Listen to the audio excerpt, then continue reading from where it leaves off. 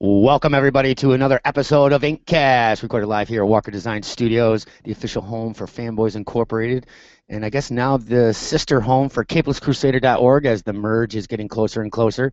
If you guys have seen, there's a new look to the fanboysinc.com website. I apologize if there's some things that aren't working. We're working on it feverishly in the background.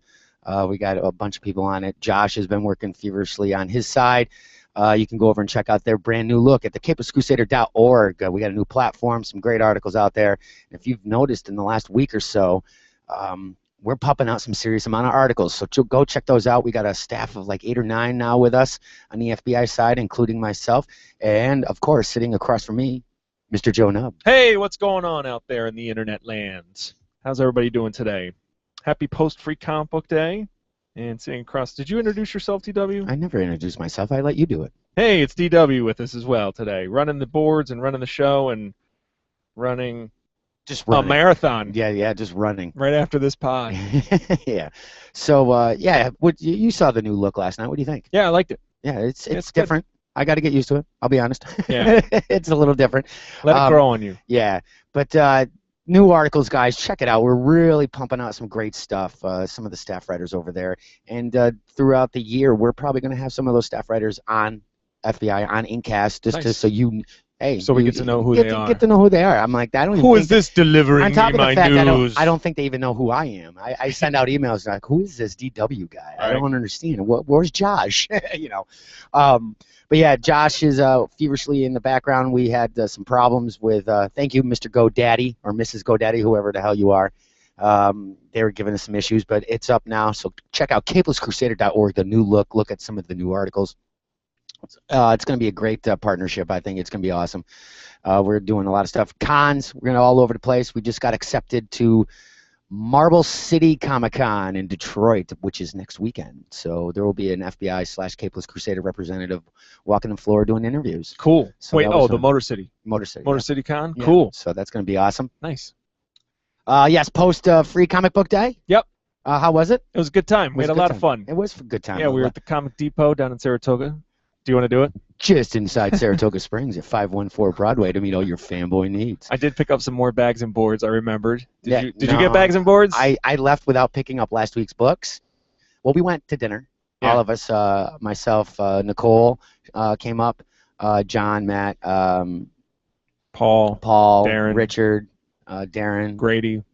No Grady. No Grady. No Grady. So we went out to dinner down in Saratoga, and then a few of us went out for drinks afterwards, and then there was fewer, and the time got later and later, and then it was the three amigos, me, Darren, and Nicole. And next thing you know, it's 3 o'clock in the morning, and you're down at Clancy's and Trotters, and you're just looking around at all the sad sacks at the bar. I think it was we ended up at DA's. And you're wondering, what kind of mistakes did I make in my life to get here? The last stop was DA's. I don't know where I left. I left at about 11:30 midnight. Yeah. Like, I'm out. I gotta go. Didn't even pick up my stuff. Just got in the car and drove home. Hey, Darren, do you mind opening the store back up so I can get my books? Give me the keys. Passed out on the counter. Yeah, right. Books everywhere. You're using like a stack of Amazing Spider-Man 122 as a pillow. Right. I was shredding Amazing Spider-Man #1 that just came out for $1. That was a great deal. I mean, Darren's sale. They had all-day sale.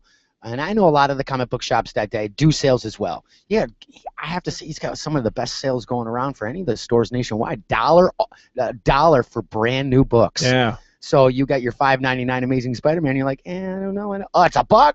I'm gonna fucking take it. Is exactly what was going through my mind. I was swearing off the title, and then I was like, hey, for $1, I'll take it. So trades for $5. Was that some of the deals that they were? Did you get? Well, I picked up a couple of used trades. Yeah, the Death of Captain America, the Ed Brubaker run. He has a used section. Yeah, he's had that for months. I didn't know that. We've discussed it on the pod before. You were here. Yeah, I could say the same for you on some things. Don't be quiet. But yeah, I picked up a couple of trades. That's kind of cool, though. Yeah. I've never known. That's cool to have a used book. That's cool. Exactly. And they were in good shape. That was Winter Soldier, right? Yeah. So it was cool. And those were $5 a piece. $5 a pop. And now you're doing the trades. I think he was doing sale for trade. I think everything. Like everything in the store was 25% off. That's a great too. deal. Yeah, toys were on sale. I think it was like 50% off of back issues. I'm too busy potting, and I should have picked up some toys. Did you see? We talked about it a little bit. The Kid Flash. I didn't actually see it in the stores. I finally saw the Wonder Girl. Yeah. Yeah. I think you're going to feel the same way. I mean, you were happy with the Crime Syndicate, the sculpting Loved for them. it, yeah. But it's weird when we have the originals here that are beautifully displayed here. It seemed as the line goes, you had the JLA, you had the JL, you had the JLA, then you had some of the villains. Yeah. It seemed like the quality started to drop. I mean, we even saw that on some. The Bizarro looked really cool. Owlman looked really cool, but I didn't care for Johnny Quick. But you like Johnny Quick. I thought Johnny Quick but looked the Kid amazing. Flash looked like they just took a paintbrush and went. Right. And it just felt to me like the quality was kind of going down as they're going. Now that could just be me. They could be mass producing so much, feeling that there's like a lot or big demand for this, so they're pumping out as many as they can. Right. I would assume that. That does happen with toys too. You want to get it out there to the public, but you're not taking the time. Yeah, but I wouldn't assume that they're making more Kid Flashes than they are, say the Superman figure. No, I understand. I'm just saying, as the product line as a whole, the same packaging, the same type of theme, even though the articulation's a little bit different for each one. Yeah, yeah. Like the Crime Syndicate's articulation, you say, is a little bit better than it was let's say the original JL line. Yeah, the Crime Syndicate articulation is more akin to a Marvel Legend figure. So double jointed, double articulated elbows and the knees wrists rotate and that kind of thing. Yeah. Okay. I mean, the ones that you have on your shelf, the Justice League, they have a pretty healthy level of articulation. But man, that Crime Syndicate, they knocked it out of the park. They seem more like, even though they're articulated, more like a statuesque type. Yeah, exactly. That's why I never got into the DC collectibles, DC Direct, DC collectibles but your Marvel Legends, though, I mean, and the Select, I keep thinking Select, excuse me. The Select line has good articulation, but they're like really like statuesque. I mean, they're really well painted. I mean, the villains I got up here, and the Thing, those are awesome. I think the way they paint them, they do a very good job on those. Yeah. So yeah, it was a good time there. Packed. They had a great time. I love Free Comic Book Day. So much fun. And I got to say too, I was just checking out some of the other websites, Comic Book Resources, Newsarama, and they were showing other pictures from around the country. And ours made the cover. Yeah, I thought that was, cool. and I was thinking, I'm like, is that just because it's on my feed and like I'm like clicked locally or something like that? I did it too. It was on everybody's feed. That's awesome. The cover on CBR, they posted the Free Comic Book Day. It was the cosplayers that show up to the store all the time, local friends. Yep. NY Cosplay, I believe. There was Thor, Domino, Deadpool, Mary Jane, Spidey's more than one. Black suit and regular suit. We had Moon Knight for a period of time. Moon Knight was walking around. I saw a Sandman there. We saw a lot of Moon Knight. There was a traditional. Just remember, wear white underwear underneath the white tights, buddy. Yes. Get Juicy off there. You can't wear Juicy. But also, Captain America, the old traditional shield. Cap was there? Yeah, and it was a girl. She pulled it off great. It was like World War II. She had the leather bomber jacket with the helmet. And that's right. I do remember seeing that. Shield. Yeah. So yeah, they made the cover. So I thought that was really cool. That was pretty cool. And Comic Depot got good coverage last year from them as well. So, nice. Christy was putting out some photos, stuff like that. That's very cool. And I think John from Excellent Adventures, he was saying there was a line out his door before it even opened. Unit 5 sent me a video for where they are in New Hampshire. And they took a video of the line. Holy shit. A lot of people, huh? Unbelievable. I mean, line like around, like if you were at the depot and the door's there, it would go out towards Wheatfields. And probably to buy Wheatfields. That's where the line probably would have stopped. That's how many people there were. I'll let you look at the video. It was crazy how many people were there. So we're almost spoiled in a way that we don't have to. We got in. We just knock on the door and say, "Hey, come on in." Yeah, right. Like the little slit. What's the password? What's the password? But yeah, it was a fun time, great time there. Look for and the Depot does something too in August. They do their Depot Day, similar to Free Comic Book Day. Depot Day. You can get, there's some free books there from the Free Comic Book Day if you missed out on that. And they do great sales, and they got guest killer sales, and they have artists there. We will be there once again, so it's like we're getting 2 Free Comic Book Days in a year, so that's pretty cool. And I liked where we were positioned at the Comic Depot as well. We were right up Today in the front. Show, I loved it. I loved right up in the front window. If you go on our website, is the video still up? No. Is it gonna be back up? Yeah, it'll be up. You didn't lose it. No, I didn't lose it. You can go on our YouTube channel and see it. That's what we're talking yeah. about. You Go can on the YouTube channel. Just type in Fanboys Inc. and you'll see the video up there. We're the great interview, and hopefully we'll be able to talk with him again. Rick Marshall, Yeah. a freelance writer for Newsarama and many other great, huge MTV movie sites. So we chatted with him for about 45 minutes. So it was really awesome to talk with him. Great insight. Talked with him a little bit off pod afterwards. Awesome guy. Yeah, seemingly an all-around, easy-going, cool guy. And he must like it because he liked our page, retweeted the video for it. I mean, so it was pretty cool. Plus, he likes Transformers, so I like him because he likes Transformers. As we saw in our posts today and throughout the week, we are joined. We have a special guest, longtime friend, creator of The Liberator. If you have not heard about it, I don't know where the fuck you've been. If you aren't following me on Twitter, well, then you wouldn't have seen all the tweets we've been doing about his brand new Kickstarter campaign for The Liberator. Go check that out on our Twitter, @Fanboys Inc., or you can check it out on our Facebook page at facebook.com/Fanboys Inc. Check that out. There's 21 days, I believe, left on this Kickstarter campaign. Awesome rewards. And we're going to talk a little bit about that. As I introduce Mr. Joe St. Pierre, how are you, sir? I'm good. How are you guys doing? What's going on? Good. What's up, Joe? Good to hear from you again. I saw the live podcast. Hold on a second. I'm getting echo. I'm going to have to unplug the headset. Hold on. Okay. Well, while Joe's doing that, check out The Liberator over at Kickstarter. Can you guys hear me? Holy macaroni salad. Yeah, we can hear you. Hello? Yeah, hello. Is it better? How's that sound? You're echoing. Turn down your computer. Turn down my computer? Yes. I feel like How's we're on that a radio sound? show. Is this better? Nope. No? More. Stay with us, true believers. There you go. Stay with us as we do the technical aspects here. How's Is that, this Joe? better? Is this any better? Yep, that's better. Okay. Cool. Don't move. Don't Stay move. right there. Stay right there. Hold your leg and then hold the antenna up. Yeah, hold the antenna up. Don't drop the tinfoil.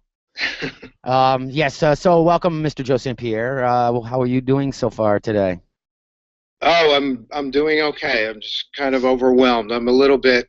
I'd say I'm a little bit crazy. I feel like I'm coked out or something. But I think I'm about 2 volts away from some kind of circuit breaker going off. There's so much going on right now. Now, why don't you elaborate on that a little bit? You sound razzled. It's how do I elaborate? Wow, I mean, there's just a lot of promotion that I feel I have to do. I have to get in front of as many eyeballs as possible, and I'm trying to juggle several different ways of doing that. I did a whole bunch of tweets today. I joined a website called Hootsuite to kind of help me to schedule regular tweeting. I'm trying to arrange appointments with some local retailers to see if they would be interested in carrying the book in the stores. And you want to give our listeners, Joe, just what the book is about? Tell them about it. Oh, yeah, sure. The Liberator. It's basically a teenage hacktivist who breaks into an oppressive corporate database, and he steals something that makes him the most hunted man in the world. Ooh, very nice. Cool. Very cool. Nice. And you can, like I said, go over to Kickstarter.com, type in The Liberator, and go check that out. The rewards are amazing. Joe, could you tell maybe some of our listeners what some of the awards are that they look forward to when they go over to your page? Oh, we have a range for just about everybody from $2,000 to $2,000. I have the main highlight, I think, is the book itself, which is 64 pages, full color, and hardcover. And that's going for $20, which is basically $15 cover plus $5 postage. For $5 more, you can have that book signed and numbered. For $5 more, you can have a head sketch of the Liberator inside the front cover. So we also have a print set that comes with the book. There's an option there at the $40 to $50 level. And then I broke out some of my favorite original art that I've done throughout my career and posted some of that up as well. That's the higher end stuff. So to get that, guys, go over to Kickstarter.com and type in The Liberator. Some of the original artwork there is amazing stuff. Yeah. If I could have $2,000, I know exactly the piece I want. Love that Secret Weapons cover, Yes, man. it's awesome. Hell It's yeah. awesome.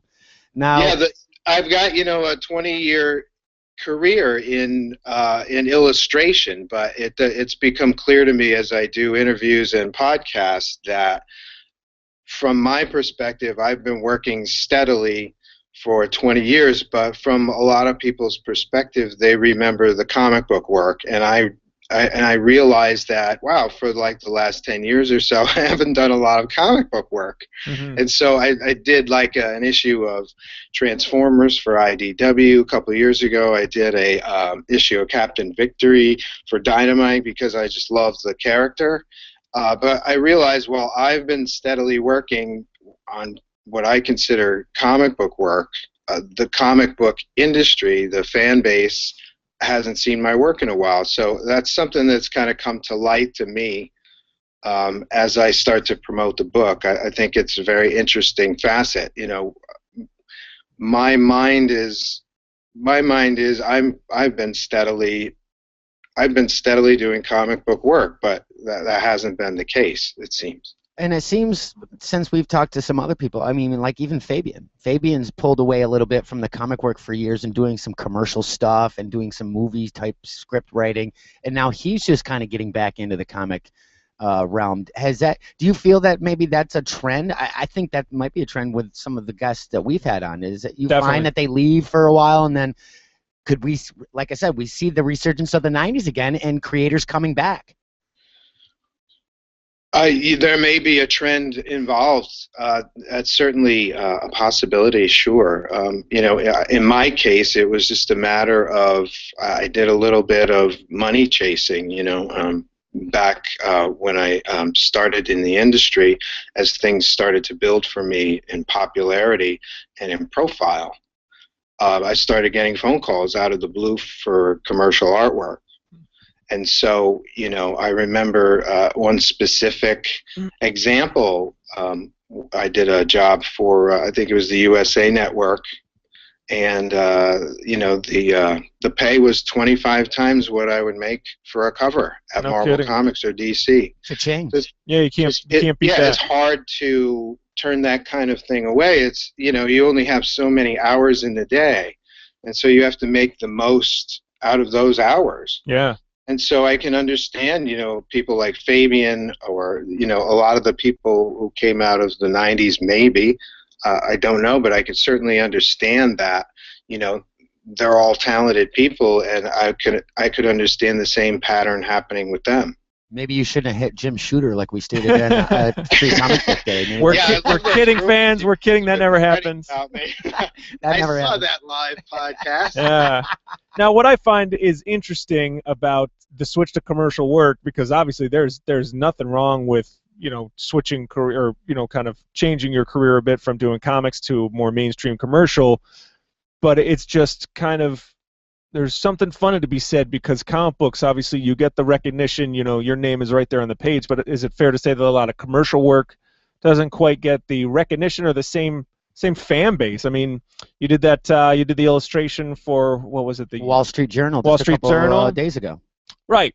Great illustration there, talking about comic books, movies, and whatnot. But it's just funny because, we are sort of this subculture. But now it's merging, though. So if you did comic book work, that's how he got that job. Right. But my point is, reading, say, a monthly title where I'm seeing Joe St. Pierre as the penciler every single month, and it kind of becomes like this rock star status, where doing the commercial work, there's not as much notoriety. Is that or recognizability? Is that a fair thing to say? Oh, it's very fair. The work that I'm doing commercially is being consumed by people who are not necessarily interested in comic books. Right. Right. The goals of the job are entirely different, I think, than the comic book industry, as an entity. Yep. Right. Exactly. Now, you might want to turn your side down a little bit, Joe. Yeah, the volume. I can hear feedback. On my side? Yes, sir. Yep. So I need to turn my volume down? Yeah, from us, because I can hear myself. Okay. There you go. Is that any better? Yep, that's better. Okay. Now with the insurgence of comics and everything going in, are you seeing, like this Wall Street Journal, are you seeing some more of the commercial work actually being comic related? That's a good question. Because that Wall Street Journal piece is awesome. I love that. It's Spider-Man in the middle, Wolverine on one side, and Captain and America. Captain America on the other side. Really cool piece. Yeah, it's kind of fun. Hard to answer that. I would need maybe a few more Commercial weeks. jobs. Yeah. Need a few more phone calls. That thing just came out of the blue. It was an overnight gig, so that's frequently the issue with freelance work is when you're a freelancer / gun for hire, invariably, I'll have dry spells for 2 or 3 months and then get 3 or 4 jobs at a time. Feast or famine. And you just kind of have to deal with it as it comes. You did that in less than 24 hours. That is an amazing piece to do that in that quick. Yeah. that was nuts. Now, and I like to sleep, but I didn't sleep that day. Now, did you do the full pencil ink color?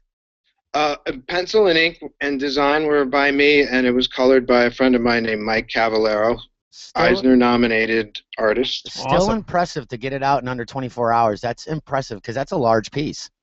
It was a fairly large piece, yeah. Now, did you do digital or are you old school? Were you going pencil? I'm still a pen and ink guy on paper. Okay. Depends on the job, really. I'm working on a storyboard job right now, which I'm doing entirely digitally. But I'd say, me with a regular, comfortable schedule, I still like to work, pen and ink, pencil on paper. And that's what you've been doing the Liberator with as well. It's the old school Yes, technique, absolutely. correct? Yep. Yep. Very cool. Now, I have a question. Since we are talking about the commercial art, and you've done both sides, you've done comics and commercial art, how does, like, somebody, let's say, who's doing comics now, how do they need an agent? Do they need to get out there to maybe possibly do some side work as commercial art? How does one go from the comics field to the commercial art side? Even better question. I don't know if I'm the guy. How did you do it, Joe? Was it just for the fact? I didn't actively pursue it, for one thing. Like I said, it was the comic book work that generated the attention. Okay. And from there, I got a representative. I'm with Shannon Associates, who basically manages, my commercial art workload. And so it was something that I honestly didn't look into. So they found you through your work. Yeah. Oh, yes. Okay. Yep. So do some good comic book I've panels. done storyboard work, and I do remember, aggressively pursuing that for a while. And each company would request, they'd look at your portfolio, and then they'd usually. This is a while ago too. Now I'm not sure if this is still the case, but. I'd say, maybe 10 years ago when I was looking for storyboard work, they would give you a test. They would hand you a teleplay, like a script. It's not that turtle pirate or that thing that we used to see back in the day. The TV commercial. The TV commercial where you can draw and you have to do the turtle and the pirate. No. No pirates, no turtles, no Bo Peeps. Yeah. It was it was basically a storyboard test. They would give you blank storyboard panels and a script and ask you to come back in a week or so with the completed work. And so I did get work through that kind of method, through the test. To be honest, I'm not sure how to crack into the storyboard industry today. Video game company. That's a good place to start. That seems to be a big trend too. Artists going into the video game company. Same there with the video game work that I did. It was a case where I was introduced to a friend of mine who just happened to need some design work for the various games they were working on. Uh-huh. And I was like, sure, I'll take a shot at it. So I've done character design work and environmental design for video games. But again, that's something that I didn't actively, I didn't say I have to work for video games and right. play all that. It's who you know and what your work kind of looks like. came into into my circle when I had the time in my schedule. Yeah, well, that just kind of seems like the natural evolution of a job. You know, you Network. Yeah, exactly. You networking, you hear different things, and your work gets out there. But that's great. And through all the commercial work, you've always kept your toe in the comics world, and that's where we get the Liberator from. And that's awesome. I'm a comic book artist. You know, that bug is in my system, and I get the urge on a regular basis. You know, for me, the urge is getting even more strong because I do have a little bit of an ego, and I find that, you know, the storyboard work, the commercial work, isn't as rewarding for me because you know, when I grew up, I knew who penciled the Uncanny X-Men. I knew who penciled and inked the Uncanny X-Men. These people were creators that I admired and sought out. In the storyboard industry, that's still the case, and people are starting to get recognized for their work publicly, which is cool. Yeah. But usually in the storyboard industry, it's you are recognized and admired within the storyboard industry. You know what I'm saying? Which isn't as large a collective as, you know, popular culture. Oh yeah, definitely. I understand. So that combined with this urge to draw comics. I mean, I wake up every day and, you know, with ideas in my head, with a line of dialogue, with a costume design. This kind of energy needs to be recognized in my body, and I can't really let it go anymore. Man, Does that make sense? I'd hate to tell you how I recognize energy in my body. Well, those pictures you were sending me this morning, I think what? Hey-o! You were Snapchatting Joe? Guys, if you have any questions for any of us here or Joe St. Pierre, we are live tweeting, so tweet us your questions. I have a question for Joe Nubb. What software was that? You sent me a very cool drawing of the Liberator. Oh, you Snapchat that, right? Yeah. That was Snapchat? That was for your phone. That was a Snapchat illustration I sent you. Snapchat is the app, free app on your phone. You can download it, and yes, you can take a picture. You could take a picture of whatever you want. A lot of people are using it to revolutionize the sexting industry, but I choose to use Snapchat for the forces of good. So I take a little picture, and there is a little... a lie, everybody, a lie. Yeah, right. There's a little drop-down palette with various colors, and I use that. And before I was just using my finger, but I recently absconded my friend's stylus pen. So I have been using that, and I just blast out these little illustrations. So last night, knowing that Joe St. Pierre was going to be on the show today, I took the liberty of drawing the Liberator, and I wanted to do that with a little homage to Spider-Man, who is, I know Joe St. Pierre's favorite superhero, my favorite superhero, probably everybody's favorite superhero. So I did him positioned in the same pose of McFarlane's Todd McFarlane's Spider-Man #1 from the early '90s. So yeah, I just blasted out that little illustration. Probably took me like 2.5 hours or so, and sent it off to you, man. I hope you liked it. I liked it a lot. It was very cool. So did you take a picture of the Todd McFarlane comic book and then paint over it, or is that just you taking a picture of, there was like a texture behind it, like a floor texture? Yeah, I literally just took a picture of my floor. And then started it. And you have to take a picture to start it. Yeah, you have to take a picture to start it. And then I just had, I had a copy of the cover to Spider-Man #1 on my computer for reference, as well as the picture of the Liberator to get him down correctly.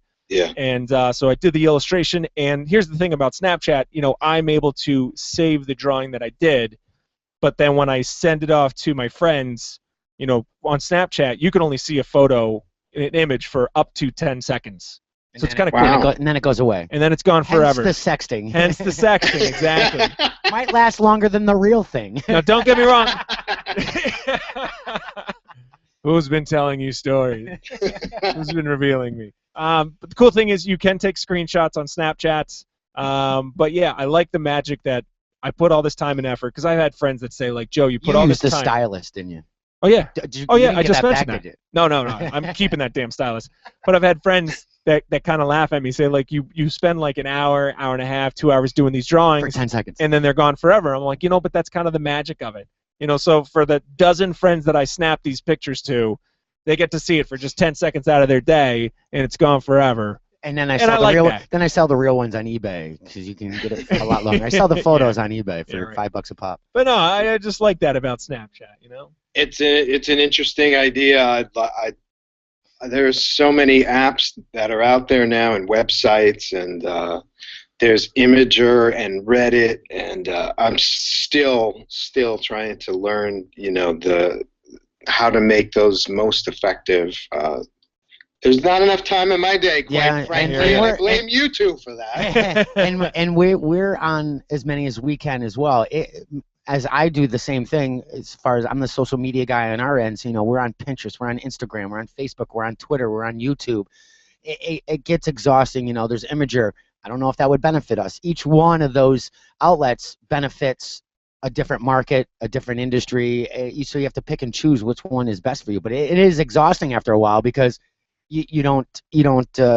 It's just overwhelming because you don't know where you need to go, where you need to be. Like our Pinterest, we've had it up, but I really haven't really seriously touched it probably in 8 months. But it still gets activity. I put something up there, how to make a spinach dip out of. Not on ours, you didn't. I mean, is that what they do on Pinterest? That's what how to make brownies, how to make Spider-Man shaped brownies. The traffic is more. It's like 80% women, 20% men. Yeah. And the 20% is like naked photos that guys are putting up there. It's just like really, you won't see any of those on Fanboys Inc.'s Pinterest, but Pinteresting. Pinteresting, yes, That's very Pinteresting. Pinteresting. I still don't know what the hell Reddit is. Did anybody know what that is? Yeah, it's a forum site. What is it? We have a Reddit page, but I haven't used it too much because they keep kicking us off because we'll post our naked pictures on there. No, yeah, our damn, I knew I should have. I'm on the wrong one. Back to Pinterest. It's a forum site. It's you can put articles up there where people can chat. Reddit doesn't like Fanboys Inc., so Reddit does well for Capeless Crusader. It's always cool to read the fine print on a lot of these sites. Like, for instance, Facebook and Imager both. You read the fine print, and their trademark policies are frankly scary. So if you're me and you're putting up original content that I own on Facebook, for me, I feel uncomfortable with that. That's why 99% of the time when you see any kind of promotional material for the Liberator, there are no images.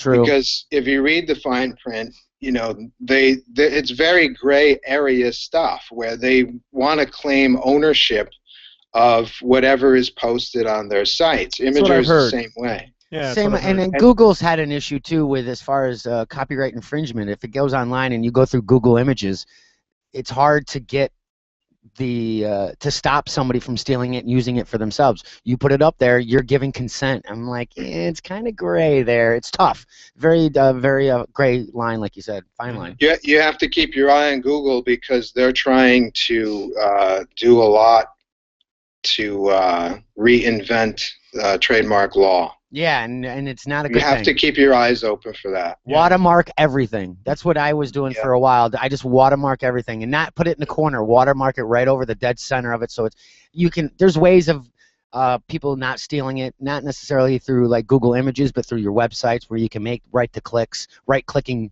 not accessible, stuff like that. There's still ways around that, but it gets harder. So if you frustrate the person with it, if they can't do it in the first minute, they're going to give up. Yep. But when it goes into the Google, it's tough. So watermark your stuff. Always, if you're an independent artist out there, you want to get your stuff out there. Obviously, the internet's the best way. Always watermark your stuff.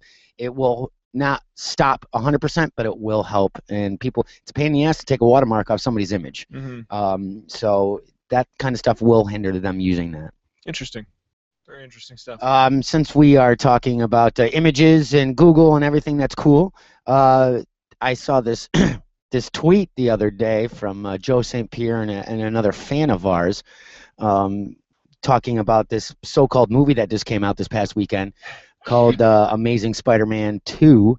Electric Boogaloo. And they wanted to spoil it, and I shot that right down real goddamn quick. There will be no spoilers on this, but we do want to get. Well, we can spoil it now because it's been out. No, it hasn't been out for a week yet. We cannot. I haven't seen it yet. And it hasn't even been out a full week yet, right? Yeah, tomorrow. Well, actually today, yeah, because some of it did hit theaters on Wednesday night. Well, we'll say Friday then. Yeah. Mr. St. Pierre, give us your non-spoiler thought on this particular movie. Well, that's tough. All right, go ahead. Fucking. You No, know, no, no, from no. a You one can't spoil it. You to can't spoil 10 it. scale, it's 6. I give it a 6. Okay. Ooh, a 6. Thumbs up. It's worth seeing. I've seen a lot of people really trash it. Yeah, I've heard it's caught a lot of flack. A lot of flack, yeah. And we've always, I think Joe and I are on the same page too. I don't necessarily listen to critics. Good for you. But I will listen to fans to a point. You know what I'm saying? Yeah. I mean, the critics, either they got something in their back pocket to prove or whatever. And it is funny because a lot of the critics that really hate a movie, I enjoy it. I mean, I accept it for what it is. It's entertainment. I'm having a good time. I'm eating popcorn. Okay, it's worth the $10 or whatever. A lot of the fans, a few of the fans saying it's really good. A lot of fans just bashing it. Well, that's it. Yeah, Really was just saying it was bashing just mediocre. But Joe, let's hear your let's impression. hear. Yeah, you are the Spider-Man fan here. Well, We'll spoil it another time. You'll have me on another time, I'm sure, and we'll spoil the hell out of it. Yeah, definitely. But, you guys remember the Daredevil movie, right? Yeah. Oh, that was an amazing movie. Ben Affleck. That was fantastic. That was fantastic. Well, it wasn't fantastic for me, but I could see like the philosophy of how the movie was constructed. It's hard for me to go to movies or read books or whatever and not be working. Right. So Daredevil was one of those movies where I could see, at least I think I could see, the process. And the process of the Daredevil movie was they were taking 3 years worth of source comic book material and trying to compress it into a single story. And I could see that approach being made for the Spider-Man movie as well, to a more successful degree. Okay. But as a movie, as an experience of walking into a movie and watching it, I can understand how people might have been confused or disappointed or had seen a lot of this before. I think the reboot so close to the Sam Raimi Spider-Man movies is difficult because a lot of the notes that were hit in those 3 Sam Raimi movies are being hit again. Right. In those story points are being hit again in this new series. I think that Andrew Garfield is very well cast. He may be the best cast Marvel character of all the movies. I feel he inhabits the character pretty well and kind of like shows the neuroses and the insecurities that Peter Parker has fairly well. Well, we just lost 6 fans right off that comment right there. Do you have a counter there? Okay, 6 listeners just dropped. Thanks, Mr. Joe St. Pierre. We had 6 listeners. And all you Captain America fans out there, you heard it first. You think really Andrew Chris has Garfield? him? Don't disconnect, but rather connect. And then why do you feel the opposite way? Do you guys think he's miscast? I don't. Joe does. Joe likes Toby. I'm assuming. No, don't get me wrong. I like Andrew Garfield as well. Here's the way I break it down. Sam Raimi, Spider-Man, and Tobey Maguire, that's the classic Marvel Universe. Andrew Garfield, that's the ultimate Marvel Universe. Enough said. But you can posted go there, and they bring a lot of story points into the new series, the Amazing series, that I think are unnecessary. Okay. They kind of play the Peter Parker story arc a little bit like Harry Potter. Oh. Harry Potter is the gifted kid who loses his parents. He's raised by foster parents of some kind.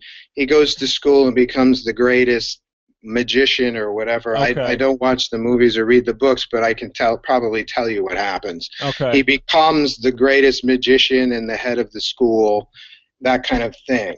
And so I see that kind of Harry Potter template being applied to Peter Parker, and me personally as a fan, I don't like the chosen one heroic formula applied to Spider-Man. I don't think it works. Yeah, because he's always the guy that's down in the dumps. Yeah, he's always the last one picked for dodgeball. Yeah. I mean, he could literally just get done saving the world, and it starts pouring rain on him. You know, that's Spider-Man. Yeah. He's Charlie Brown.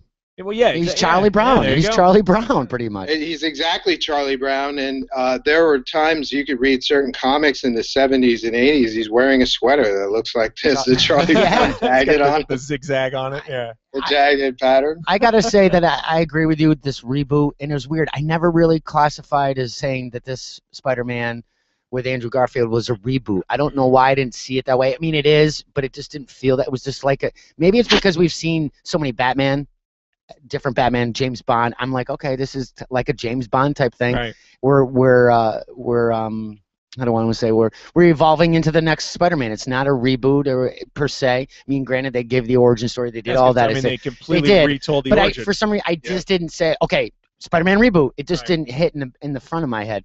I personally like Garfield a little bit better than Tobey. I don't know if it's because he comes off more awkward when he is Peter Parker. In Amazing Spider-Man, I thought the dialogue was a little bit better. He was a little bit more witty, more sarcastic, like we know Peter. I mean, you did see that with Tobey, but for some reason his representation of him worked a little better. I mean, like the scene where he's flirting with the criminal and he's shooting out the webs. He's like, oh no, a knife. Yes, you know, that kind of play was kind of missed in Tobey, I thought, a little bit. I mean, even though he did banter, but it just didn't feel genuine. With Andrew, it felt like this is Peter. This is really cool. Right. I haven't seen Amazing Spider-Man #2. I will see it this week, but I have to say through the trailers, and not unlike Captain America, we finally get to see real web swinging and acrobats that we've seen in the pages. This is probably some of the best scenes that we've seen. We've seen web swinging through all 4 No, Spider-Man not movies. like this. Not like this. I did hear. I mean, I will say that I have heard that the web slinging is pretty amazing in this one, but I think that's great. I mean, just the trailer where he's flying and just the acrobatics and the stuff that he's done. Yes, we've seen it in the past, but this really takes it to the next level, just like Captain America's shield and Cap 2. I will disagree with you, Joe, though. Andrew Garfield is not the best cast character out of the Marvel movies. I got to give it to Evans, or Tony's, or Robert Downey. Robert Downey. But right now, I think Chris Evans better right now. Maybe it's just to the hype of the Captain America 2. The movie's amazing. Did you see Captain America 2, Joe? Oh yeah. Oh baby. Woohoo! Can we spoil that one? Spoil the shit out of it. Yeah. Now you're saying that Andrew is better than Evans as far as a character. Casting? As far as inhabiting the character, at least as I picture him in my personal experience with the character, I think he inhabits the character better, and I think he's had better personal moments as in the movies as a character than Steve Rogers has. So let me We're add down to that. negative listeners now. Well, no, go ahead. Let me add that Captain America is second only to Spider-Man as my favorite character. In my opinion, he's the best. Yeah. And I thought the Captain America Winter Soldier movie was the best superhero movie. Yeah. I think we're all in agreement on that. I want to say even maybe the best Marvel movie to date. Definitely so far. the best Marvel movie.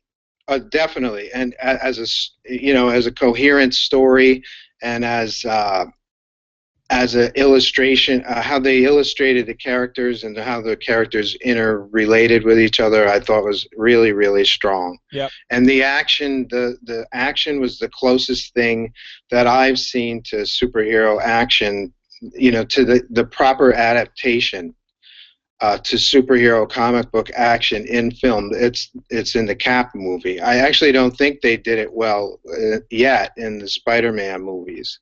I think they're improving, and there's a better sense of how Spider-Man moves and operates in the New York streets. But I don't think it's there yet. Right.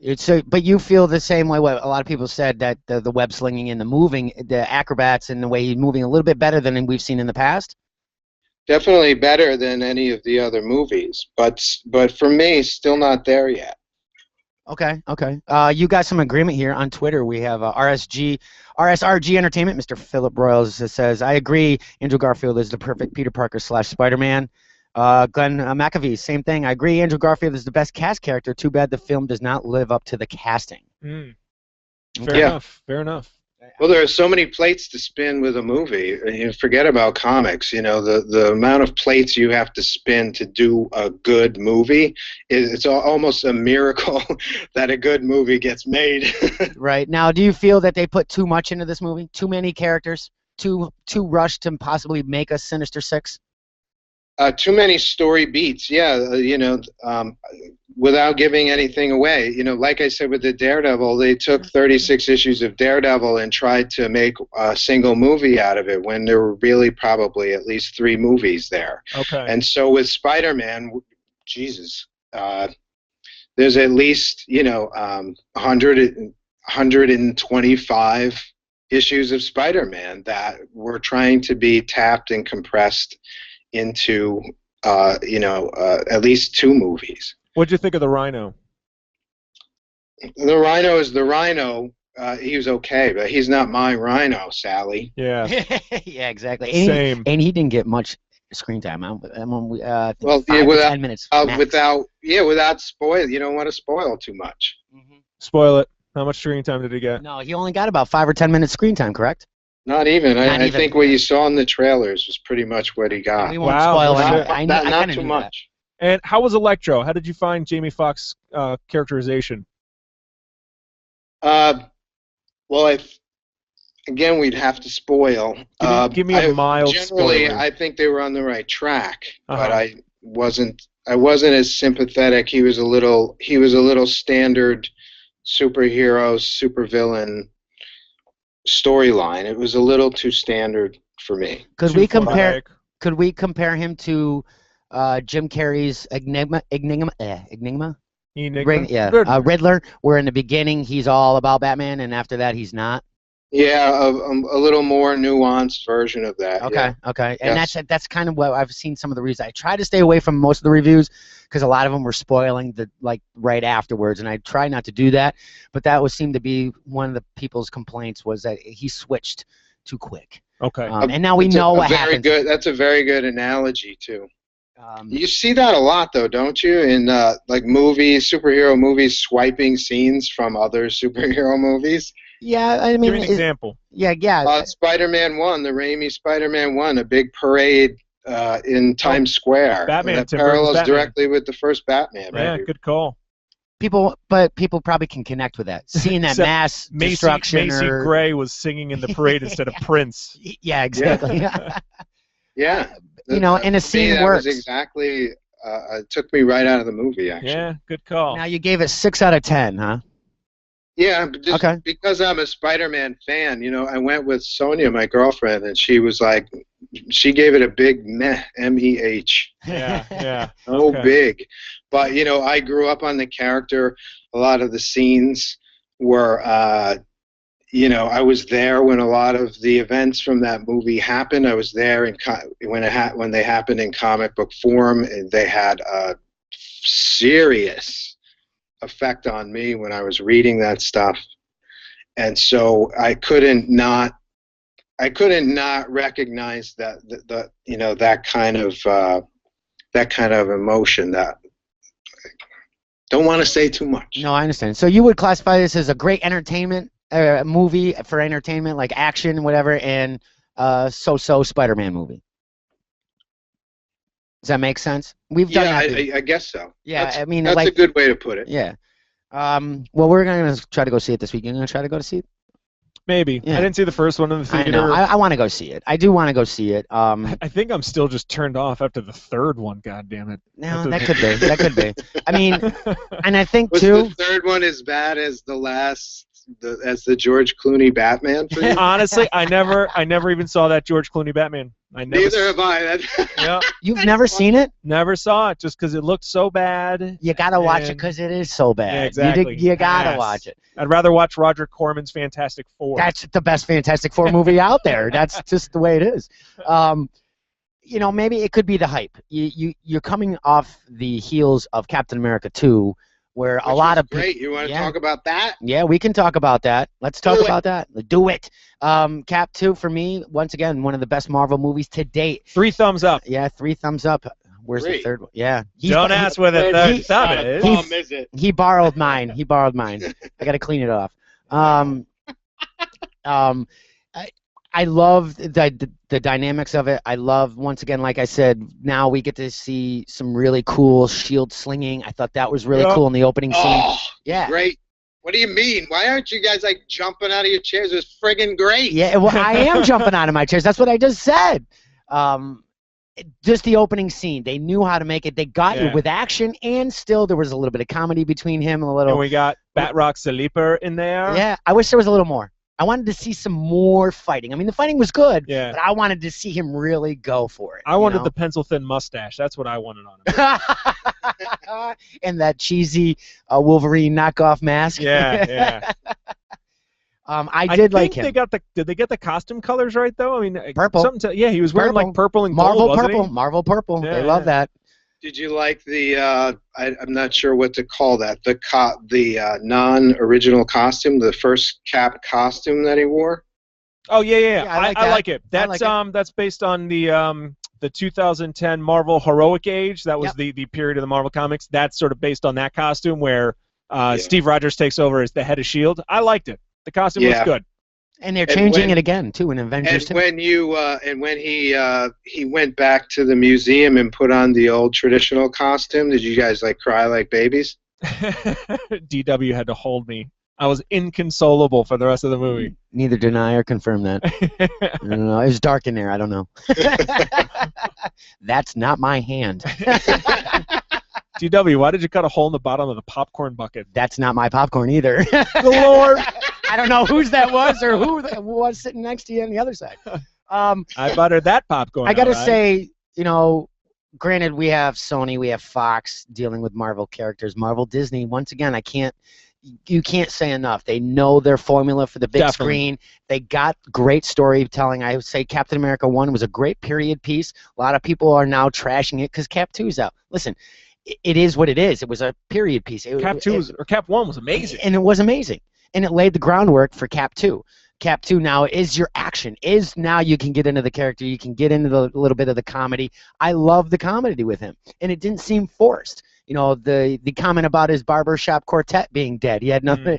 Very dry. Yeah, but the banter was great with him in Black Widow. Joe, what'd you think of Arnim Zola? Oh. I What? liked the scene. I thought it was appropriate. That was fucking awesome.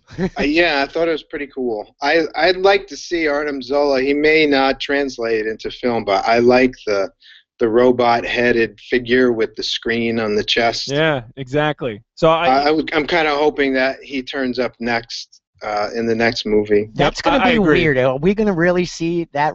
How cheesy is that going to be? That's going to be kind of neat, but cheesy. it's gonna be awesome. Yes, I know. Well, they redesign everything else for the movies. They may as well redesign that. I don't know if we'll see this Legends version though with the Yeah, orange but and purple, but I don't care about the orange and purple. Just keep the If they fuck TV up screen Ultron? in the middle of the chest with the little box for a head and have them Yeah, with walking the robot head Yeah. with an LED at the head, right? Like Yeah. Please do Now, that. Joe, when you went to the theater, and could you tell who the general audience was and who the fanboys were, especially when Arnim Zola shows up? Because I remember in our theater, I think, did I go with Sean?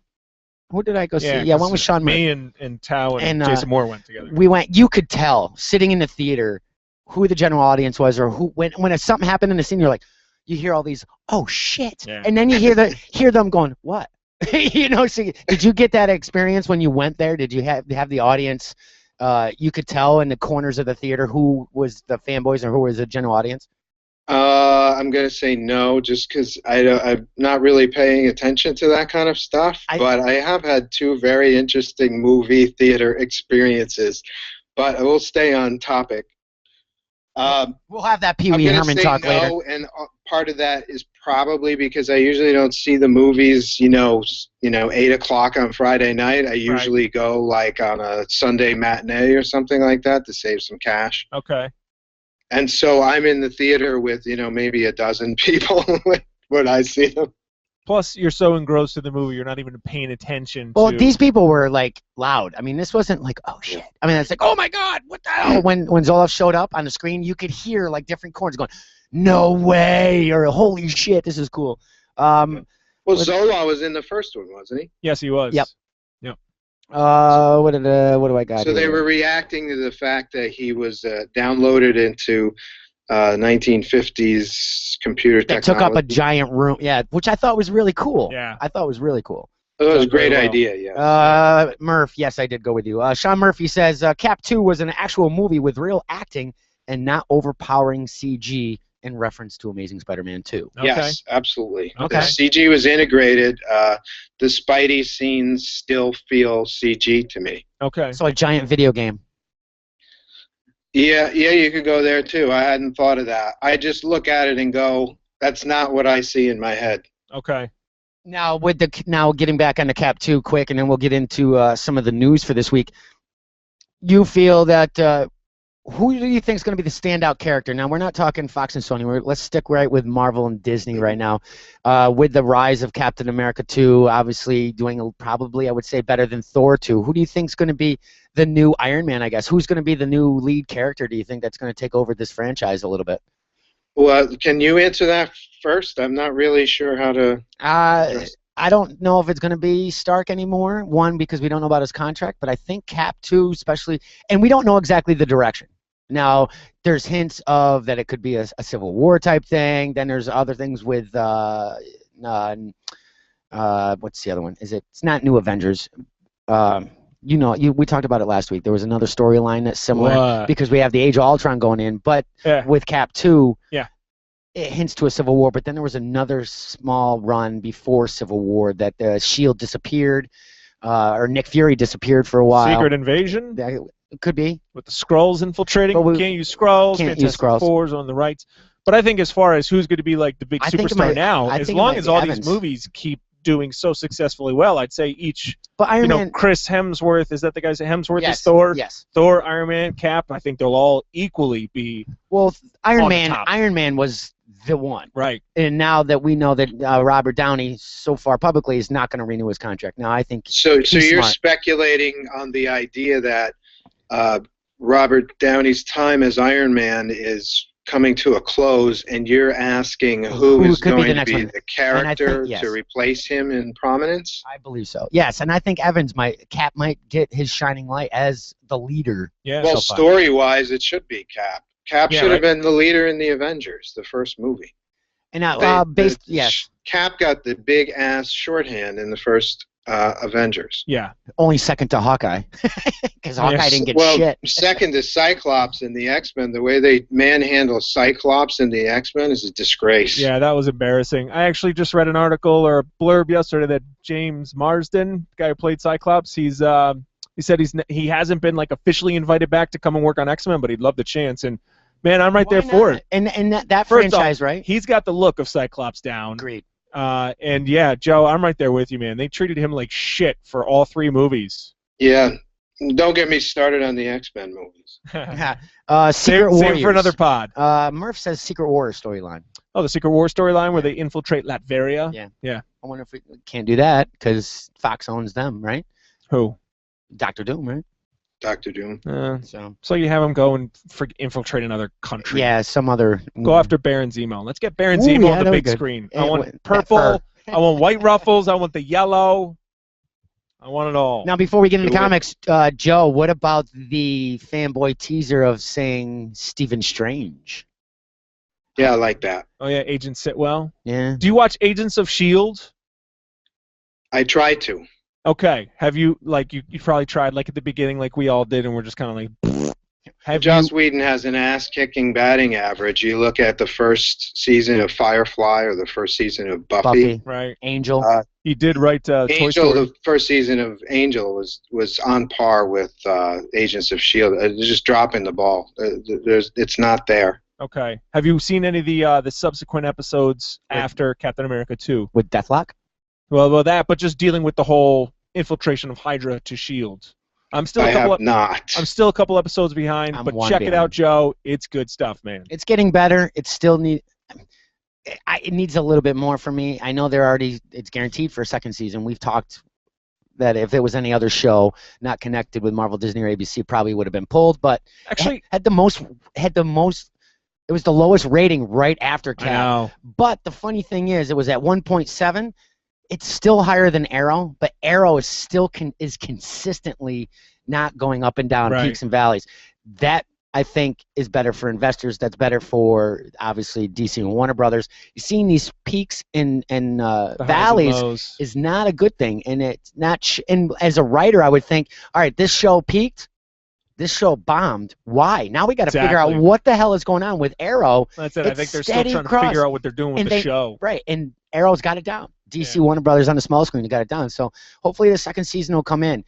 Now you mentioned that they did get greenlit, and I know I've said that before that they gotten greenlit, but then I'm like reading things online recently that say that they have not officially yeah, it's a beneficial. confirmed. Yeah, it's So beneficial. they have been confirmed for a second season. Well, good. But that can all change too. I mean, if the ratings drop even more, I mean, everything can change at the drop of a hat, a drop of a shield, no pun intended. But you know, you're right. I think they need to find their formula. I think the Thor references are way too much now at this point. Go on to Cap if you want to. Right. Go on to something else. And if you feel that your one show dies, okay, we're going to throw in Maria Hill. That's not necessarily the case. Stop throwing, I don't like you. I mean, it's cool to see characters. Don't get me wrong, but if they're in there for the right reasons. I like Bill Paxton's character. I in the did. show. I did like Bill Paxton's character. Wait, And what we do had you Lady mean? Sith. What do you mean you did? Why did you say past tense? Spoiler alert! No spoiler alert. Don't!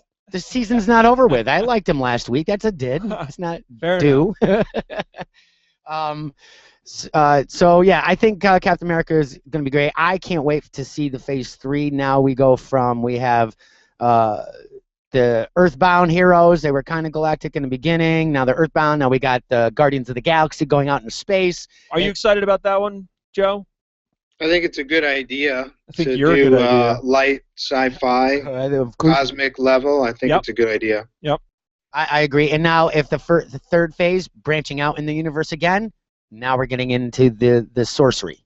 And Yeah, you guys have talked about that. I'm right on line with you guys, where you kind of start to bend the superhero genre more towards horror. Yep. I think it's a good idea. Yeah, definitely. I think it's a great idea, actually. You won't probably see a Kree-Skrull war coming to S.H.I.E.L.D. because they don't own Skrulls, so it's going to be Kree and somebody else, I would assume. The Chitauri. Might be T'Chari. There's so many other aliens that they could Are use. the I don't Kree know. in S.H.I.E.L.D.? Yeah. Oh, Yes. well, I don't want to spoil it. Nope. Okay, we're You moving could on. spoil it. Yes. Yeah, we saw we saw Kree. Yeah, we saw In Kree. recent episodes? like 4 or 5 episodes ago? Which would have been in like 8 weeks because they like to show an episode and then stop for 2 weeks and then throw another one up. So yeah, Yeah, I think it was. they're not consistent. That's another problem with Yeah. them. I'd But like to be part of the negotiations John. where these various movie companies get together and say, you can have these characters. I know. They go with this property, and these characters go with this property. Because I've heard a lot of interesting stories. Like, for instance, Sony and Marvel can't use the term mutant Yep. Correct. because they don't own the X-Men rights. Yeah. Mutant is a word. It's in the dictionary. Yeah, but it's Marvel also used to own the copyright to Zombie too, so nobody else could use it either. Really? Yeah. Let me just put it this way: it took Sony, or I'm sorry, it took Fox. I heard it took Fox like 36 hours of negotiation to decide who gets the rights to Paste Pot Pete. So just to put that in perspective. And also add another level that it changes from small screen to big screen. Marvel owns Spider-Man on the small screen. It's got their animated adventures, and they can say whatever they want. I think the word mutant might have even shown up in an episode of Ultimate. You know what they should do? I'd like to see the Superior Foes of Spider-Man on the small screen. That would be a great TV show. On Netflix. Yeah, Joe, you turned me on to that book. It was quite fun. Oh, good. You were reading it. Excellent. Very cool. That would be I a read cool the first Netflix. trade. Okay, perfect. Yeah, let's do it on Netflix. Let's do it. Yeah, because it'd be a little gritty. Or yeah, I mean, Would we want to Netflix go. be small screen? We've had this discussion Oh, before. yeah. Well, it's TV. It is TV, but where but is it a movie? It is an extended TV show, and that's what they're pitching Right. it as. It's would like be an kinda neat. HBO. It's a paid-for channel. you Would know? those villains entertain? Would they hold it? If you read the book, I mean, it's funny. It's clever, Yeah. and it's that anti-hero. I mean, it'd be like Breaking Bad, but with supervillains. Okay. You know what I mean? Okay. That's cool. I love Yeah, Breaking that's Bad. that's a good spin. Yeah, like that. where everybody's It's an asshole, everybody's out to get for themselves, and they're just Yeah. shitting all over each other, and it's you could really do something great with that premise. Cool. A nice little segue since we are going into the small screen. Gotham official trailer hit Oh, the yeah. internet a couple days ago. Looks good. Awesome. Yeah. It looks better than good. It looks amazing. The guy playing Commissioner Gordon looks like a young Ben McKenzie. What's he look like? He looks like a goddamn young. Who's the guy that did Gladiator? Cameron. Richard Crowe? No. What's Crowe? Russell Crowe. Russell Crowe. Richard Crowe. Yeah, he looks like A he looks little like bit. Russell Crowe's little brother. That'd be Ben McKenzie. Harvey Bullock is Donald Logue, which I love. Donald Logue. And David. Why does that name sound familiar? Donald he played some B-rated villains. He was in Blade. That's right. A couple other shows. I think he's even in Vikings right now on the Discovery Channel. Okay. And then little Bruce Wayne is David Mazouz,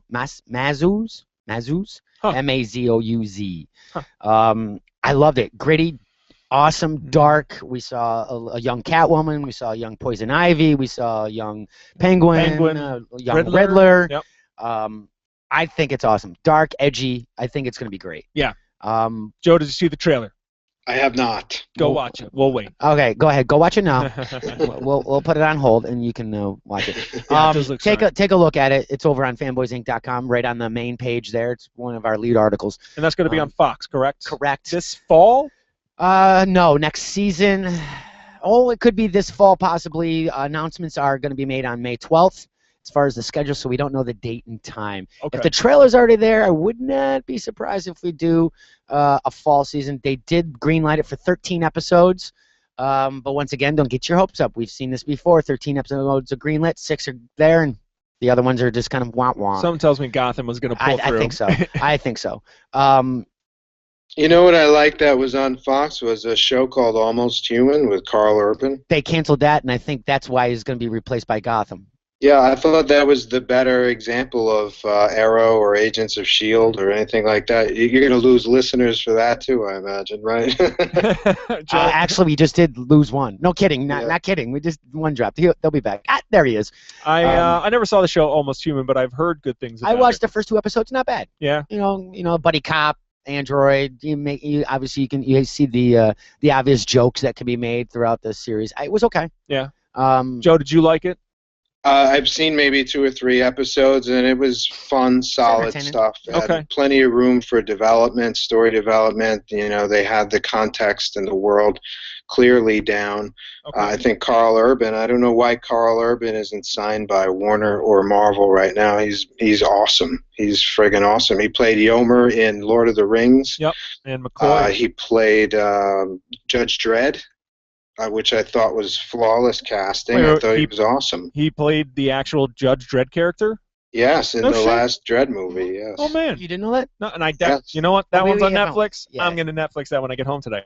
I still got to watch that. Tom's going to love you for that one. Yeah. He was great. And he played a flawless version of McCoy in the Star Trek reboots. He played a flawless impersonation of DeForest Kelley in Star Wars, or Star Trek, right? Yep.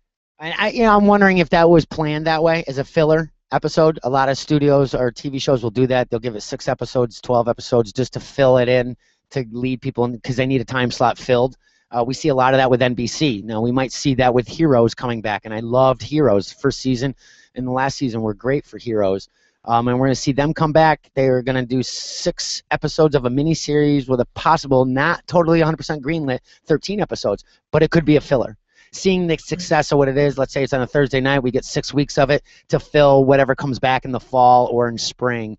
Like we see it a lot with the comedies back in the day. You'll see Friends go off for a hiatus, and then you see like an episode like a show like Joey, even though Joey was after Friends, fill it in for the 6 weeks, pull it, and put Friends back, just to have something for the time slot. Mm-hmm. I hope this isn't going to be Gotham. I think Gotham and the Bat. Anything now I realize you put the Bat in almost is a no-brainer. Yeah. I mean, anything. And granted, it's not the Bat, but it's the history of Batman. It's like, would it be like year 1, 0 year? It could be almost classified like -1. Yeah, -1. Yeah. I think it's going to be a great success for them. It's going to be weird now that they're opening up their universe on the small screen. I'm just hopefully the writers between shows and networks don't start confusing cities and references. You start opening up that big universe on the small screen.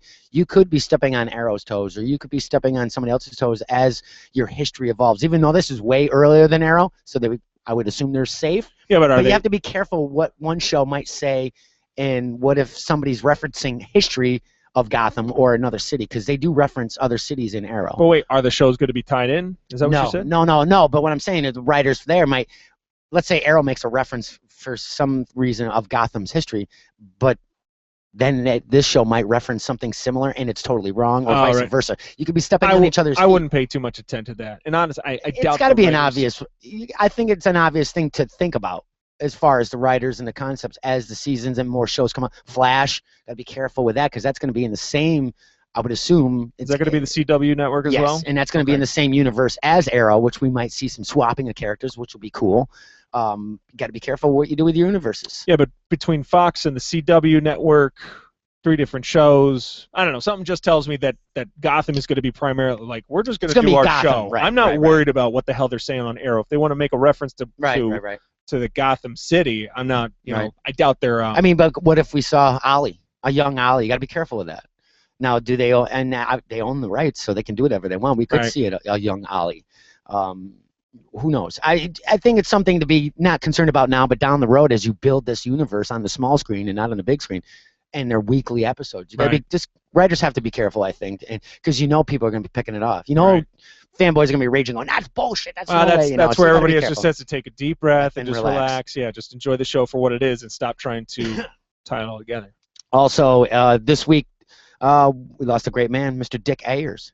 Ayers. 1924 to 2014. 10-year run on Sergeant Fury and the Howling Commandos. Did a lot of work. He created the Ghost Rider, which was a Western horror back in timely times before Marvel. Then we went to Marvel. They decided to go more the heroic route. I loved that Ghost Rider. I've read some of those Ghost Riders with him all in white as the Horseman. Very cool. Did a lot of work with Kirby. He inked a lot of Kirby's work. And he passed this past May 4th. So, yeah, I'm impressed with some of his stuff. I never saw any of the Sergeant Fury. I think my uncle had a few of those. Oh, yeah? But I've never really got deep into those, and we got a hint of that in Cap 2 as well. And it's weird history, though, because Nick Fury was back in the obviously Sergeant Fury, but in this universe he wasn't, I don't believe, because it's the white Nick Fury back then. Right. But Joe, I'm sure you've had plenty of experience with his work. Yeah. Oof. Yeah, sure. You grew up with him. I knew him primarily as one of my favorite inkers on Jack Kirby. He inked a lot of the classic early episodes of the early issues of Fantastic Four. He was outstanding. I met him once, spent maybe about 20, 25 minutes with him. And one thing that I found was interesting was I don't know. He was probably not much younger than he was just recently. I think I met him maybe 2 or 3 years ago. Oh, okay. But the fire in his eyes for it. Loved what he was doing. That's awesome. And let that be a lesson to everybody out there. I can't tell you how many older comic book guys that I idolized as a kid when I met them and I would talk shop with them. And you see the fire in their eyes for this stuff. Cool. Nice. It's really very interesting. Sure, it's motivating too. They're passionate about what they did. They enjoyed what they did, and you could even say he had as long a life as he did because of that. Cool. And I see that when I've met and talked with Joe Sinnott. You yes. Still see, he could have the worst day. Yeah, even if he's not feeling well. You get him on the right question, holy shit, there's a spark in his eye. He's like, bam, he's 27 again, and he's just going and going and going and talking about. I love talking with Joe, the stories that come out, but you're right, Joe. There's a spark right in there. You ask him the right question, whether it's just like ding, and they just go, and it's amazing. You can't fake that shit. No, definitely not. And what I found in it, too, he broke in right after World War II. Now, didn't Stan Lee was also he was in the Army as well. So that was I wonder if they met, because I believe Stan Lee met somebody else within the armed forces as well in his time in there and brought him under the Marvel bullpen when they started in the 60s. Huh. So that's kind of I neat don't how know. they all originated through that. Yeah, I don't recall how they met. I didn't know Stan was in the Army. Yep. Yes, sir. I forgot what he was. He wasn't anything like. It might have been like frontline press kind No, of I in a don't even way. know. Mm-hmm. We did an article on it way back on fanboysinc.com, which you cannot see right now because we're working on the site. I apologize, but when it's up, we'll repost that. But what were your what favorite Kirby / Ayers piece that you liked the best, Joe, character wise? Well, if you look in my sketchbooks from back in the day, I dissected Avengers 1, which he inked over Kirby. I literally like cut out, well, I Xeroxed You what? panels and cut them out Oh, okay. and studied the line work. He had a good, beefy, chunky line for Kirby, nice and bold, great energy to it. And he was also great at black design. And so if you look in my sketchbooks, I can think of Avengers 1 off the top of my head as been basically, maybe 15 panels have been kind of copied, cut out, and then copied by me by hand to kind of study how he designed blacks within a panel. I thought he was outstanding. I thought he was great. As far as his characters, I have a few issues of Ghost Rider reprints. They relaunched the character in the 70s as Knight Rider, Night, Mm-hmm. and I have a few of those issues. But I didn't take much to the Western stuff when I was a kid. Oh, I have a question for you here on Twitter, Mr. St. Pierre. Yes, sir. From Sean Murphy. If you could write for a TV show, what would it be? If you could be like the writer or, I guess, consultant for what TV show would you like to write for? I'm not really interested in writing for TV. Sorry. There's your answer. All right, next question. Can we rephrase the question in to What would you? All right. How about if you were asked to do storyboards or to consult on a TV show, current project or possible future projects? Because there's 13 new TV shows coming out of DC and Warner Brothers and Marvel for by 2017, or a project of your own that you'd like to see on the small screen. If I can rearrange that question to say which character belongs on TV or in film, I think the obvious one for me is Deathlock. And I don't care for how he, I've only seen pictures, but I'm talking about the Doug Mensch, Rich Buckler, dystopic future, cyborg assassin, Deathlock the Demolisher. I think that's pure gold right in front of people's eyes. It's a mountain of gold. And I don't understand why it's not properly tapped. It's because it's Beverly Hills Deathlock. I'm curious why it hasn't happened is Frank Miller's Ronin, where Frank Miller is, the golden boy of comics. Yeah. And Ronin, the first 2 issues of Ronin are some of the best comics I've ever read in my life. And I don't understand why Ronin isn't adapted. That'd be a great sci-fi channel in the show. future. What the fuck? I mean, come on. That would be a great sci-fi channel series, I think. That would be a cool place for that. Well, I can see Ronin more as a movie, and I can see Deathlock more as a TV show. I think it would be more effective as a longer-running episodic. So let's not do another Terminator. Let's focus on Deathlock. Yeah, Terminator. What the hell's going on from the future? And Matt Smith is going to be in Terminator. Ideally, the way I see Deathlock, he's better than the Terminator. It's a more exciting story. I'm embarrassed to say I actually don't have much experience with that classic version. I know the 90s one. That's my Deathlock. Yeah, and I'm sorry to say I've never read a Deathlock issue past 1985 or something. You're not missing anything, buddy. Let me tell you. There's J.M. DeMatteis and Mike Zeck did a great storyline in Captain America. Super Soldier versus future Super Soldier. Yeah, I remember seeing covers of that, and I was always like, man, that's a fucking awesome cover. I want to get that. I never. Great idea. It's on my to-do list. It's funny too because on Agents of S.H.I.E.L.D. we have, as I call the pretty boy Deathlock, the Beverly Hills 90210 version of Deathlock. But then you have. Once again, we got these small properties going around. Agents of Hulk and Agents of Smash had the traditional Deathlock on. The real looking. did they really? Yeah, just 2 weeks ago. So that's really cool to see. At least they're trying. They're using it. So the little kids can get a little bit of an experience out of it. I'm sure little kids can watch Shield. It's not like that in depth. I'm sorry. Go ahead. I think the problem with Deathlock is the challenge for Deathlock is to integrate him into the Marvel universe. I think he's more suited on his own in a futuristic, dystopic, escape from New York kind of atmosphere. I like that. I like that idea. And nice so, which was the original, the Astonishing Tales issues, that was the original take. And if a character from the Marvel Universe had to interact with him, they had to do some kind of time travel. I also like the idea of creating, a legion of Deathlock as an alternative to the super soldier serum. I like that as an idea. I don't think that's the best way to use the character, though. Right, I know what you're saying. Okay, I like that. Kind of like what DC, there's a parallel at DC is with OMAC, who was essentially some kind of technically enhanced super character. And DC in recent years has kind of put the twist on it and made several OMACs like a kind of generic OMAC model. Well, they're like Sentinels. Actually, yes. I think that they had similar goals. Their goal was to destroy superheroes. Yep. And there were robots and the hive or not the hive mentality, but just the And that.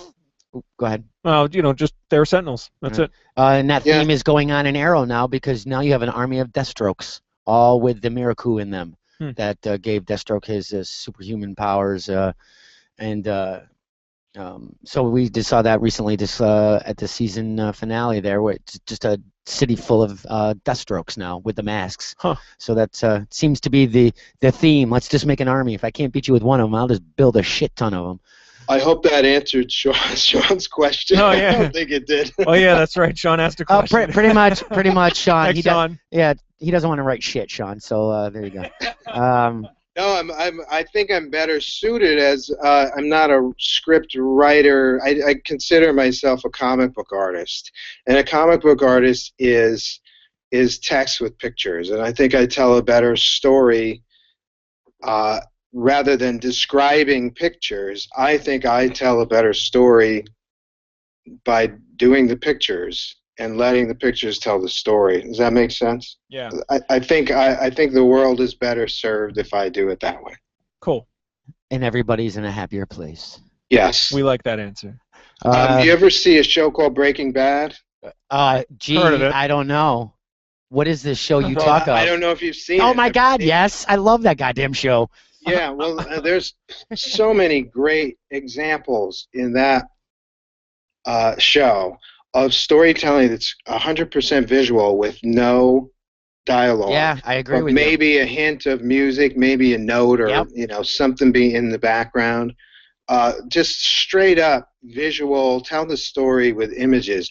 I'd love to see the screenplay or the teleplay, the script for something like that. Because I can't imagine writing, okay, Walter walks across the floor. You know what I'm saying? Right. He's walking across the desert, and you see his pants blowing in the wind. It seems to me that, the director, the visual guy, is kind of using the script and then just getting creative with it. He knocked it out of the park with some of those scenes. I mean, visually, and sometimes I think the dialogue could have ruined a scene. Without dialogue, unnecessary. Yeah, you know when not to say anything. Yeah. I mean, and Bryan Cranston pulled it off. I mean, that show is as addicting as the meth he sells. I love that show, and I have all of them on my DVR. Every now and then, I'll just go back and watch them again. I mean, it's really, it's really addicting. Literally, I mean, you'll watch one episode, and it's just like getting into the comic, and you're like, shit, this is the last page. I don't want to wait till next month. You're like, shit, I don't want to wait till next week. Thank God for DVR, and I got them all. I mean, I'd watch 7 in a row. 7 out, just like, my eyes glued to the TV set. I'm like, holy shit. Actually, I dropped off season 2, but I still, I'm like, I'll get back to it someday. I mean, Joe, did you watch it all? I did, yes. You took the Yeah, journey? I thought it was a great show. Yeah. I had this similar experience with Firefly. I had heard so many good things about Yeah. Firefly. I was like, what is this Firefly? And just for the hell of it, I bought the DVD set. Yeah. And I literally watched the entire thing in one sitting. I did not get out of my chair. So it Wow, was that's like, good, huh? I probably went to the bathroom at some point, but I honestly don't remember. I was transformed by that show. It was awesome. Must have been Sonia, yeah. Sonia, change my bucket, sweetie. Hurry. Must have been a slow work day. Holy shit. Yeah, well, if work was due, I must have come up with some excuse. Okay, Murph. Okay. Sean's trying to rectify the questions here. He wants to make sure he's going to try to give you a new question. He wants to know who are the rock stars of today, the artists or writers in the industry. Now, I'm assuming since you're getting back in a little bit yourself, who do you see from what you read or through news? Who do you feel are the new rising stars that are coming out of the industry right now? Well, you guys talk about them every day, don't you, on your podcast? Yeah, almost. I mean, I can't consider Capullo as the new rock star. He's been around for a while, but his he's never. I mean, he's always been great. Yeah, but I think the limelight this is a different degree. Yes, I agree. Him being on Batman is just huge. Yeah, Scott Snyder. Yeah, I mean, he's been around, but yeah. A testament to them both. I mean, you look at the top 100 charts, and usually a book dies after or is relaunched after issue 28 nowadays. Right. And here's the #1 best-selling book. Well, I don't know, what is Batman up to now? It's consistently in the top 1 or 2 or 3 best-selling books. I mean, that's an example that numbering doesn't mean shit. What means shit is doing a great freaking book. Yeah. I don't know about numbering doesn't mean shit, though. It's something, maybe not as much, but renumbering is an issue. It's annoying. It's annoying and confusing for new readers. I mean, it's kind of like, you want new readers, but you keep doing #1s. Nobody knows where to start again. And then, Yeah. Now, Joe, what are you reading these days? Yeah, what are you reading right now? Right now? Besides The Liberator, which you can get on Kickstarter, kickstarter.com. Type in The Liberator. I want to give a shout-out to everyone who's contributed so far. Okay. Can I do that now? Or sure, you want to do that? I'll do it now while I'm thinking about what I'm reading, because I don't recall. I'm going to thank Wu, Sergio, David, Dion, Jaspel, Ryan, Brandon, Dave, Robert, John, Chad, Mark, Mika, Roland, Carl, John, Grace, Rajesh, Patrick, Maurice, my buddy Maurice, Ted, Dominic. Thank them all. Look, I know what the deal is. There's a lot of great shit out there in comic book form, in pop culture form. I appreciate you guys giving me some cash towards the Liberator. That's now, awesome. 90% of these guys are like great friends of mine. Uh-huh. Well, that's why you're here. We're going to get the word out, and we're going to get just the average Joe off the street. If you guys could all share. That's right. And, I need more friends, basically. Just share the love. This is a good book. It's solid. The price for the book is competitive with what's out on the shelves today. Yep. It just needs eyeballs. I really feel that way. It needs people with influence, or it needs somebody to take the tweet and retweet it to somebody. It takes sharing on their Facebook page. It takes talking about it at the comic book shop. Yep. I'm going to do my best to make it happen, but the success of it is really geared towards, the people, if they want it or not. And so if the people don't know anything about it, how do they even know that they want it? It's going to be a short road. And and guys, too, Joe brought up a great point. If you can't, if times are tough and you can't donate, please retweet or share on Facebook if you see ours. Yeah. Share with your friends. I mean, that helps just as much as giving $1, $5, whatever you can give. And the nice thing about this story, too, you don't know even if you like the story or not. Go over to astronautinc.com. And you can check it out there yourself. You can read it for free. Give it a try. I know I'm definitely interested in one of the hardcover books. Now, at the end of the Liberator, at the end of this first arc, ooh, you're gonna get a spoiler? You're gonna ask? I know. Well, no, but our hero, he has the powers now. He is the Liberator, and we've started up sort of the next episode, chapter 2. where do you see this going from here? Where are we going with this? Well, I'd like to keep things, I don't know if anybody else notices, but I can't help see the parallel between the Liberator and the style of the Liberator as far as how the stories are told and how a Spider-Man story is told. Mm-hmm. So a Spider-Man story for me is a little more personal. It's a little bit more compressed. It's not as epic in size like a Lord of the Rings story. It's more of a personal interaction with villain, with supporting cast. Okay. And so I use I've said this in the past, I think even here, I use the Amazing Fantasy 15 as the model. Mm-hmm. A personal story, lessons learned by the hero as he moves forward and with his adventures. Okay. And I throw that into like William Gibson is one of my favorite sci-fi authors. I kind of throw that into the mix with a William Gibson kind of context aesthetic. Okay. And so that is the kind of story that we can expect from the Liberator. Cool. I'm not sure if that answers your question. What I also like about the Liberator is, yeah, obviously he comes so much from the love of Spider-Man that you have, and it shows. But he's also darker and grittier just due to the dark and gritty world that he lives in. So Spidey has New York, and New York gets cleaner and more glamorous every day. Right. But the Liberator lives in a city that's basically run by a corporation. Pretty much that last scene where he finally does get his powers, and there's like the cinder block scene, man, that was awesome. Yeah. I mean, that's and that well, just again, shows. You like that scene? Thank you. Again, the tools. He doesn't come to the heroic role in full career. This is a kid. Right.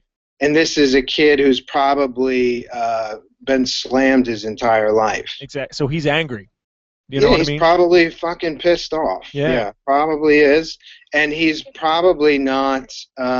He's probably got a lot to learn as far as you're going up against a global corporation. Right. Single man. How do you do it? Yep. We're going to find out. One man can make a difference. But yeah, that's the theme too. I've kind of hit that note a couple times in the first arc. Is are you a 1 or a 0? Yeah. And you can. I mean, I think that's pretty obvious how to read that. Right. Now, Mr. St. Pierre, do you want to possibly put out a teaser or announce here on what the surprise new award will be coming onto the Kickstarter campaign? Well, I thought we might kind of talk about that together. Yeah. Okay. You want to start that off? You want to do it? Well, I want to do a special pledge level that includes the Fanboys Inc. staff. So. What? Very nice. What the fuck is a Liberator? Drawing by Joe Nubb. There you go. There you go. On a napkin. You're gonna get a napkin autograph. I'm gonna Snapchat you.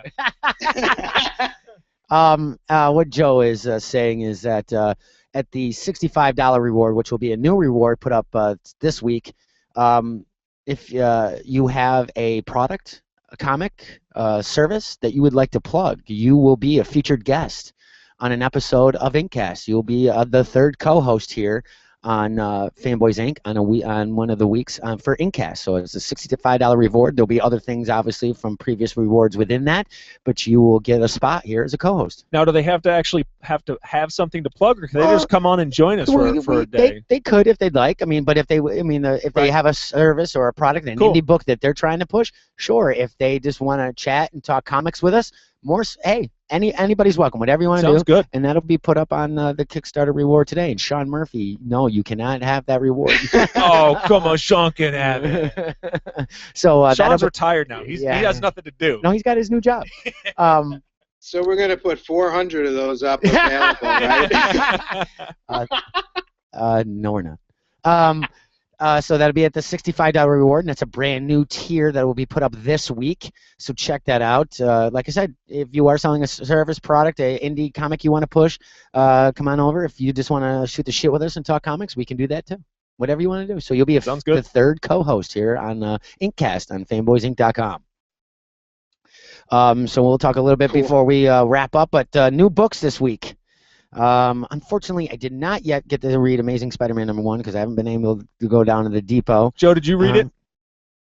I have not. No, I'm lately I've been a trade guy, so I'm quite a few trades back. Okay. But this week, Amazing Spider-Man 1.1. Here we go with the 1.1s again. That comes out today. Okay. I will be picking that up. Unfortunately, it will not be the Comic Book Depot's special free comic book day price of $8. Womp womp. It was okay. Amazing Spider-Man 1? Yeah. Yeah, go ahead. It was good, you know, because it brings Are you Peter happy back Peter's to the back? fold. I'm fine with it. Yeah. Yeah. I mean, it's Peter's back. He's back. I don't know why. Let me just, you're gonna read issue #1, and Peter's back in traditional Peter style. Okay. He's just getting shit on. Okay. You know, So that's better than just good, or what was it Well, I lacking? guess the end, the end of the issue, because obviously we're coming off a Superior Spider-Man, and so we're dealing with tying up all the ends. Awesome of storyline. Ox. Yeah. Of Doc Ock there, and so yeah, that was it. You know, the end of issue #1 is just kind of, it was okay. It was just okay. Yeah, I mean, it's got to lead into something. I mean, well, that's it. You know, issue ones are always kind of. Yeah, and again, I mean, this is sort of the reintroduction of Peter Parker, and we're still having to tie up the loose ends from the previous book. So I'm sure that by the end of the first story arc, it'll be like, oh yeah, that was a good story. But yeah, it was a big goddamn book too, man. Big old $5.99 book. Lots of backup stories there. We're also setting up what is going to be happening with Electro and the Black Cat in the near future. So yeah, it was cool. Check it out. Nice. Also coming out. I'm dying to know, D-Dub. Yeah. Why what is it you like about the Octo? What is it you call them? Oh, Spider-Puss. Spider-Puss. What is it that you're getting into that you like to see more of? I wanted to see a little bit more. I mean, I wanted to see more of Doc Spider-Puss. I liked that. Dan Slott did a great mind swap story. Not your traditional want that we've seen. We've seen in cartoons, we've seen in comics before, and it's campy. This one was really gritty, I thought, and really showed that, you know, as much as he wanted to be superior, he had to fall back onto Peter a little bit to help him in realizing how difficult it is to be Peter Parker and Spider-Man, and that he's not really that superior. I mean, he's getting his ass kicked, and, you know, as Doc Ock, he's always got his ass kicked, but this gave him a chance to be a hero because he was being conflicted internally. Okay, I'm going to be superior. To be the superior hero with the wrong motivation. Just to beat Peter Parker at his own game, even though he's technically dead now. That was a cool dynamic, I thought, and brings into the, you know, the conversation of fine line between hero and villain. You really have a villain now trying to be a hero, but he's doing it his way by either he's going to kill somebody but in his mind it's the benefit of the good. That I just saved a crowd full of people, but I just killed this B-rated villain. Right. I thought that was a really dynamic take and a new avenue for Spider-Man as a whole. I mean, I like having Peter back, but, you know, they ended with Doc Ock just disappearing in his mind so quick, and that might be for a particular reason that it kind of left me with wah-wah. And, you know, I want more. Maybe we will get it. Issue 15, 16, 17. They even do touch on that in Amazing Spider-Man #1 because Peter's trying to deal with everybody around him, you know, having dealt with Doc Ock. Asshole Peter. Yeah. Well, and he's like, that's what that. I mean, if I can interrupt here, I mean, that's kind of like what I liked about the storyline is that I think it's necessary to really appreciate the story. It's necessary to be familiar with Peter Parker as a character and to see how Doc Ock played things the exact opposite way socially, and even as a superhero, he just more had a fascist bent about him. Oh yeah, yep. His day-to-day, they wrote the day-to-day routine with him with Aunt May and MJ and everybody so well that even, you know, it wasn't just fighting villains. It wasn't just trying to prove himself, but he had to deal with the mundane bullshit as Peter Parker, and you could see the frustration and the angst that was going on in that. I think overall the story was amazing, well rounded out as far as I'm concerned. Don't you mean to say it was superior? Oh, yeah. But yes. I loved how Doc Ock got shit done. I mean, he got Peter's doctorate. He started up a company, and so that's, you know, Amazing Spider-Man #1. Peter's coming back, and he's like, whoa, like look at all this shit that got done. But at one point he does, Peter briefly mentions like all this shit happened. I have no idea who these people are. Like I have no idea who my little midget girlfriend is. Yeah. But he's like, maybe I should access Doc Ock's memories, because Doc Ock is still in here. He's like, maybe I should access his memories. Then he's like, no, stop, don't do that. Never in a million years. Just He's don't gonna do that. have to. You watch. Well, It's probably gonna something have will to. happen. He's gonna come up against a villain that Doc beat or something. Something Like that. And also, it brought back my favorite Spider-Man. Without this storyline, we wouldn't have been. Spidey 2099. It's coming out in July. Miguel O'Hara's going to get his own book. There was a backup story in Amazing Spider-Man #1. He's my favorite hero. He's my favorite Spider-Man. I love him, so I can't wait to see that come back. So Dan Slott survived all his death threats on Twitter, and he put out a great book. So anybody that gave him death threats, I hope you're eating a lot of crow. Or a lot of octopus, or however you want it. I think it was great. And I'm happy Peter's back, but I wanted to go a little bit longer. But I understand the marketing, the movie coming out, and trying to get everybody back to getting to Peter. So I think it was a great Marvel marketing scheduling to have it come back when it did. Oh yeah, well timed. Yes, very well timed. Also on my pull list this week, Iron Fist #2. Iron Fist #1 has been getting a lot of flack. It just was for a lot of people. I enjoyed it. I enjoyed it a lot. I love the art style on it. I want to double check because I always screw up people's names. But I think this character really resonated with me as a little kid. What was it? The other karate guy? Shang-Chi. Shang-Chi, yes. Why was I going to say Chun-Li? That's got to be a different character. They all look Chun-Li from Street Fighter 2? Yeah, is it? She was a girl. She had the kick. Okay. Is you sure? I don't know. I don't play video games, so I don't know. But I'm enjoying it. I know it got a lot of flack in reviews and stuff like that because it was wow. But once again, it's a #1. It's leading you in. There's not a shit ton of dialogue, which I kind of like because the panel selection was really well done. Care and Kyle Andrews. Why isn't there the first names in there? I can't find it in there. But I'm really enjoying it. I'm going to keep going with it. Here you go. I'm going to enjoy it. I'm going to keep going with it. Ones are always a little slow. I always at least try to go to at least issue 5 when a new series comes out just to see if once they get the ball rolling. Iron Knight #3, another series that just came out, or Moon Knight #3 just came out this week as well, which will be on my pull list. I'm enjoying this take. I'm out of the loop as far as the history of Moon Knight. I got in when the first series came out, but none of the issues afterwards have come out. I'm liking this.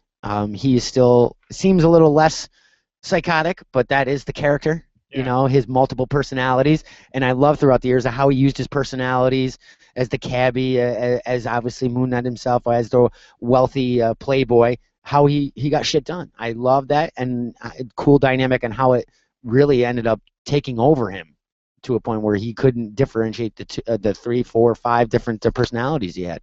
The new series is good. I'm enjoying that. That's good. I am picking up Original Sin #1. I picked up the Zero last week or the week before with the Watcher, and I am enjoying it. I can't really say much about Original Sin. I don't know yet. There's Original Sins. I'm sure you know plenty. Original Sins. It's getting confusing. I know at a retail level you have Original Sin and then you have Original Sins. Now the Sins are like the crossovers or tie-ins for Original Sin. As Joe Nubb says, it's a marketing ploy. This one, I don't know if I can get into the sins part of this, and I don't know how integral it will be. If they're really tied in, it's a cash cow, but at the same time, good. If they're not tied in, it's still considered a cash cow and just a waste of your money. I want to say that with the AVX tie-ins, you felt they were good or bad when AVX came out, the first 12, and then they had they were tie-ins. They weren't crossovers, correct? Yeah, I picked up just a couple of. Were they necessary? Not really, but I mean, they would help sort of flesh out the story of because obviously you're dealing with a large rotating cast of characters, so all the other titles that were tying in. Well, Original Sin's definitely going to be, I mean, obviously. Were somewhat helpful. Worth a purchase. What's that? Were they worth a purchase, or could you read the original 12 issues and not have to worry about the tie-ins? I'm trying to remember. I kind of hated Avengers vs. X-Men. It was a giant waste of fucking time.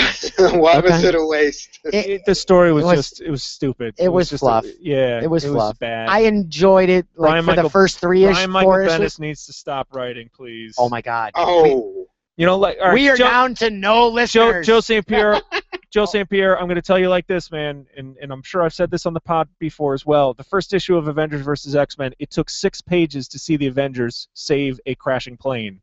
That's bullshit. Well, there you go. Now, now was that him or was that the artist? No, that was his representation. Because Bendis loves to stretch shit out and Oh, have absolutely nothing happen in an entire fucking issue. He's like Stephen King in novels. You got to read 300-page chapters just to get into the story. So yeah, you know, when you have to pay $4 for a book, you know, I don't feel like having to pay $20 to find out something that would have happened in one issue. Okay. You know. Okay. But that's seems to be a trend. They're writing for the trades. They're writing for the GNs. It's a long-established trend. Well, also you can see that, you know, like writers these days, and I think we've had this conversation as well. They want to make every comic book like a movie narrative. They want to make it like a storyboard. Don't do that. That's not what the medium is. So this Original Sin crossover, I'm not buying it. I'm not jumping on this one this time. No. Good for you. Yeah, man. So tell me how it is. But I do like the Watcher as a character. Love the Watcher. He's gonna get murdered in this. He's gonna get murdered in this series. Well, you know, we all know about what happens to people who die in comics, don't we? That's right. Well, isn't there more than one Watcher anyway? Yeah, but this is Uatu. Yeah, this is the Watcher. The Watcher. This is our Watcher. This isn't Aaron the Watcher. We need a new Watcher. Get out. Get a Watchette. Or get a female Watcher. Yeah, where's a female Watcher? Yeah, right. There are female Watchers. Are there? I've never seen one.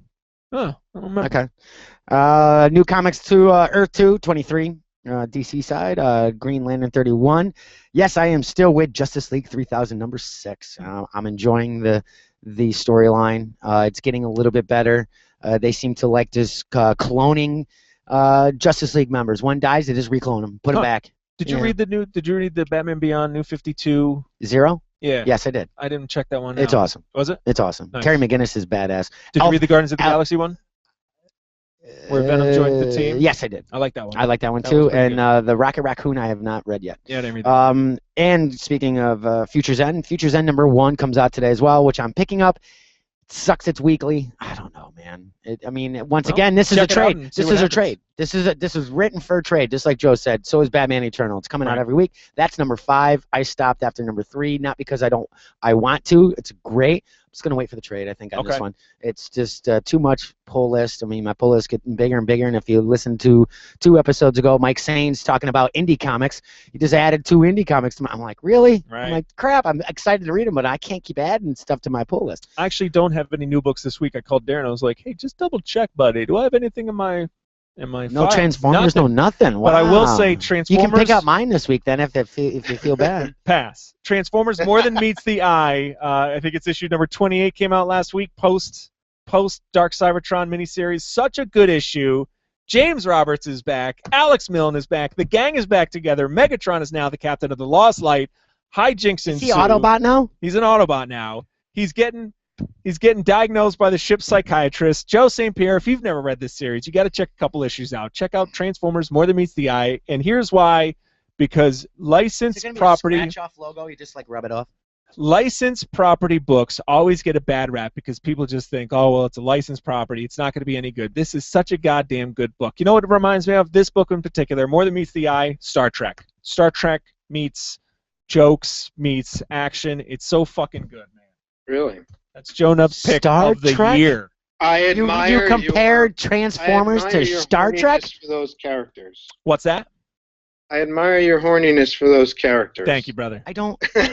Let's get back to comparing that to Star Trek. Well, the fact, I mean, these characters, these Autobots are on a ship called the Lost Light, and they are traveling through far space looking for the lost Knights of Cybertron to bring unity to the planet. Blah blah blah. Yeah, right. And so it's, you know, they end up getting sidetracked and getting into these crazy adventures, and I mean every character is written so well. Every character is injected with their own unique personality, and I got to say too, they are breaking barriers as well. There was a 2 characters, Chrome Dome and Rewind. I mean they were a gay couple, and one gay robots. Yeah, I mean who would have ever thought it? But they wrote their relationship so well. I mean, you truly felt for these characters, and and I can't give any spoilers, but just check it out. I was just gonna. I have a question. Yeah. Here from RSRG Entertainment, Mr. Philip Rose. Did you read the Transformers and G.I. Joe free comic book? Actually, I started it and then I ended up falling asleep. So I have to check it out again. But I did like the couple The pages. life of a nerd, falling asleep with my comic book. I know, right? I'm like, oh god, I drooled on it. Oh no. I did like what I read. Philip, what'd you think, buddy?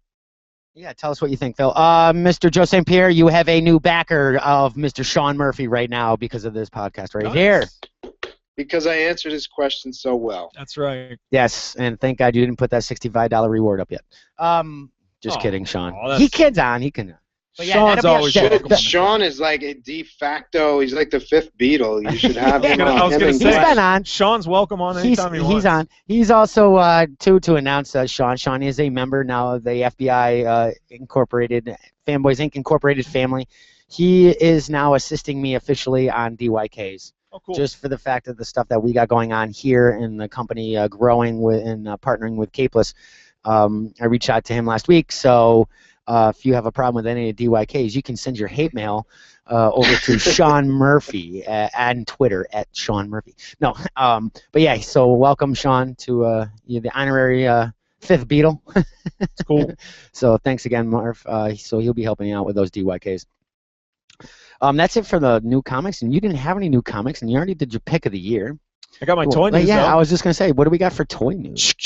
Can we have like a free toy day? Can we have a free toy day? There we motherfucking go. Let's get some free toy days going. Wouldn't that be kind of cool? That would be spectacular. Now that would be expensive. Yeah, you think? Yeah. No, but seriously, that would be kind of neat. That would be awesome. I wonder if you could do that. Yeah. Send me 50. No, not just us, but I'm saying you could do small. It's got to be because retailers still pay for the books. Now I know how much they pay for, and pay for them. And obviously, some people are upset that retailers have to pay for the books they're giving out free. But remember, these corporations, there's a lot of goddamn books. Yeah. Companies can't just print all the. There's a lot of books going out. So they had a lot of kids' books. Hasbro gives out free Transformer Day, free Star Wars. Let's do that. How about just something like that? That would be kind of neat. Yes, freaking please. I think that would be kind of neat, and it would just increase the. Well, they don't need to increase sales. Well, you always need to increase sales. Yes, that'd be kind of neat. There you go. But what do we got this week? New toy news we have. Let's see. Some Mattel San Diego Comic-Con exclusives were revealed. Masters of the Universe Classics. 30th anniversary. She-Ra and the Princess of Power. We're getting a Filmation-style Hordak. So if you ever watched the She-Ra cartoon when you were a kid, yes, I did. The way Hordak looks in the cartoon, he's going to have those colors on him, those cartoon-style colors. Interchangeable human and cannon arms. He has a snap-on claw hand for the cannon arms. This is magic staff. We also have DC Classics Doomsday. We talked about this in pods long ago. The Mattel brand of DC figures actually got canceled, and we knew that there was a Doomsday supposed to be coming out. So it's going to be him in his prison suit. He's going to be 9 inches tall, 16 points of articulation. When are we going to get a Doomsday DC collectible? Or that would be better. Didn't the Mattel one look kind of cheesy? No, the Mattel one looks pretty good. Did it? Did you put images up yet? No, but we'll do that. Okay. Let's see. I went into a Five Below store recently. They have those little comic packs, 4 comic books for $5. Not a bad deal. We have some G.I. Joe Retaliation figures in there as well. Quinn the Eskimo, Cobra Commander, and Storm Shadow. At Five Below? $5. Not bad. TJ Maxx stores across the country are getting Marvel Legends action figures. The Arnim Zola Wave. Is that where you got these? We have here, yeah, $7.99 for figures that would cost you $20 2 years ago. So not bad. Captain America, the Bucky cap, after the death of Captain America storyline. Madam Mask, Wolverine, Dark Wolverine, who is Wolverine's son there. Marvel's Wrecking Crew characters, Thunderball, Drax the Destroyer from Guardians of the Galaxy, Phantom X from the X-Men, and Big Time Spidey. And TJ Maxx also carried those 4-packs last year. Didn't we find those 4-packs last year? I actually think they had like 5 or 6. Were they the 5-packs? But yeah, they still had for comic bags. $5.99. Yeah, not bad. I was actually down in Pennsylvania this past last week visiting family. I hit up a Toys R Us down there, as I always do. They had a couple of Transformers Generations characters, characters based on the More Than Meets the Eye comic book as well. They had Whirl, fan favorite Whirl, who's also part of the Wrecker team. They also had Rhinox from the Beast Wars series. Swerve and Cosmos have been cited at retail, mostly on the West Coast right now. San Diego Comic-Con exclusive Hasbro, Star Wars, Jabba the Hutt with Salacious B. Crumb, 6-inch Black Series figure. It's going to be a $64.99 price point. Looks fucking badass. I don't think I'm going to get it as much as nice as it is. Man, I've already You're going to buy it and then look at it in the box for 3 days, and then the impulse will go away, and then you'll get buyer's remorse and then turn around and sell it. Yeah, right. Now this one, not going to get this one. I already have a 3 3/4 inch Jabba the Hutt. I've had a number of Jabba the Hutts over the years, so this one I'll let go. There's a joke there. Yeah. I know there's one. And also, just wanted to point out as well, we have a couple of anniversaries this year. Transformers turns 30, G.I. Joe turns 50, and Batman turns 75. Obviously, we know Batman before. And G.I. Joe went wah on anything. They haven't done but anything. Transformers is pretty good for third. Well, I mean, they got a number. They have a strong presence in the toy line, in the toy aisles. Plus, they have the movie coming out. Masterpiece Prowl as well. We love the Masterpiece line. We're going to get fan favorite Prowl, Toys R Us exclusive, $79.99. Grimlock will be reissued, and Sunstorm. We've already seen some Ultra Magnus prototypes as well coming out of Japan. Hopefully we'll get them stateside coming next year. Will we have a Transformer weekday kind of thing like we have seen throughout Batman 75 already? You're goddamn right we're going to do it. Transformers no, not week. us, but I'm saying... Well, no, do it. I'm already assuming that, but... We got a G.I. Joe week we got to do? Shit, we got a lot of stuff. We still got to do Galactus week. Yeah, we still... Galactus That's Day. not a Galactus. That's just a Galactus Happy Galactus Day, everybody. Yeah, that's right. But no, well, you think we'll see either in the comics, not just a new storyline coming out, but something to really push for the anniversary for this? Well, like I said, I mean, the movie is coming out this year. Right. They're just... The toys are out there. So, yeah. Don't forget Marvel. Marvel is also in their anniversary year too, as well. They're going to be doing November is their official anniversary date. I want to say 75 years, as well, or more. Yes, 75 years. 75. Yeah. Get the fuck out So of we're town. going to be doing in November. We're going to be doing Marvel Month through Fanboys Inc. Cool. Articles focusing on Shut up, Joe. focusing. I'll tune in for that, sir. Nice. And focusing on our particular characters, our favorite characters that we like, and Sounds certain articles. So I guess you just announced we're going to do a Transformers week. I guess I could miss that week. I'll show you how to do the equipment. Yeah, right. And G.I. Joe week would be cool. Yeah. I've never read the comics, but really deep in the toys. Yeah. We really can Who didn't skip love the G.I. Joe movies. toys? We Joe, can, we can skip the movies. Yeah, right. Retaliation was okay. Joe, did you play with you had the 12-inch dolls when you were a kid, probably, huh? Yeah, I was the 12-inch guy with the kung fu grip and the fuzzy beard. I had it too. Hair. I had that too. AstroTurf hair. Did you have the headquarters, the G.I. Joe headquarters? You talking to me? It was either guy. I'm not sure. No, I didn't have the headquarters. See, well, I'm not sure how old you guys are, but the headquarters was awesome. It was like a carrying case that unfolded into 3 sections. Mhm. And the middle section rose up, and there was like a command chair that rose from the floor up into this higher section. And so you could put, your Joe in the chair and then rise him up, and he was in this like little tower observation console kind of place. And God, I got hundreds of hours out of that. Nice. No, nice. I had the G.I. Joe, and there's 2 different versions, and I don't know what the other one was. I remember having the regular G.I. Joe, and then there was a not G.I. It wasn't the G.I. Joe. It was like another Big million. Jim Yeah, from something Mattel like that. or something like that. And then obviously the Bionic Man. Yep. I love the Bionic See, with the me, glass eye that you could look through, like Yeah. you think it was pretty See, I'm a little younger than you guys, so for me, my G.I. Joe was the 3 3/4 inch from the 80s with the cartoon Oh, show. mine too, and yep, everything. yep. Snake Eyes, awesome. When those Fucking came out, and great character. those art vehicles, awesome. Yeah. But Now- we'll get into that with G.I. Joe week. Yeah, certainly. Good. I'm excited for that. As we lead out, Joe, can you please tell everybody where they can find the Liberator and why the hell they need to get on this Kickstarter campaign? Yeah, you should go to the Kickstarter and then do a search. Do a search for Liberator on Kickstarter. And Liberator is spelled LIBERAID as in dog ER. And please contribute or share the link to the Kickstarter. And we got about 21 days left on that. Check out the rewards, guys. You also see a link on this particular podcast episode. You will see us share it also on our Facebook page at facebook.com/Fanboys Inc. Also, look at for Mr. Joe St. Pierre to be on a few other podcasts that we'll also be sharing when they come out.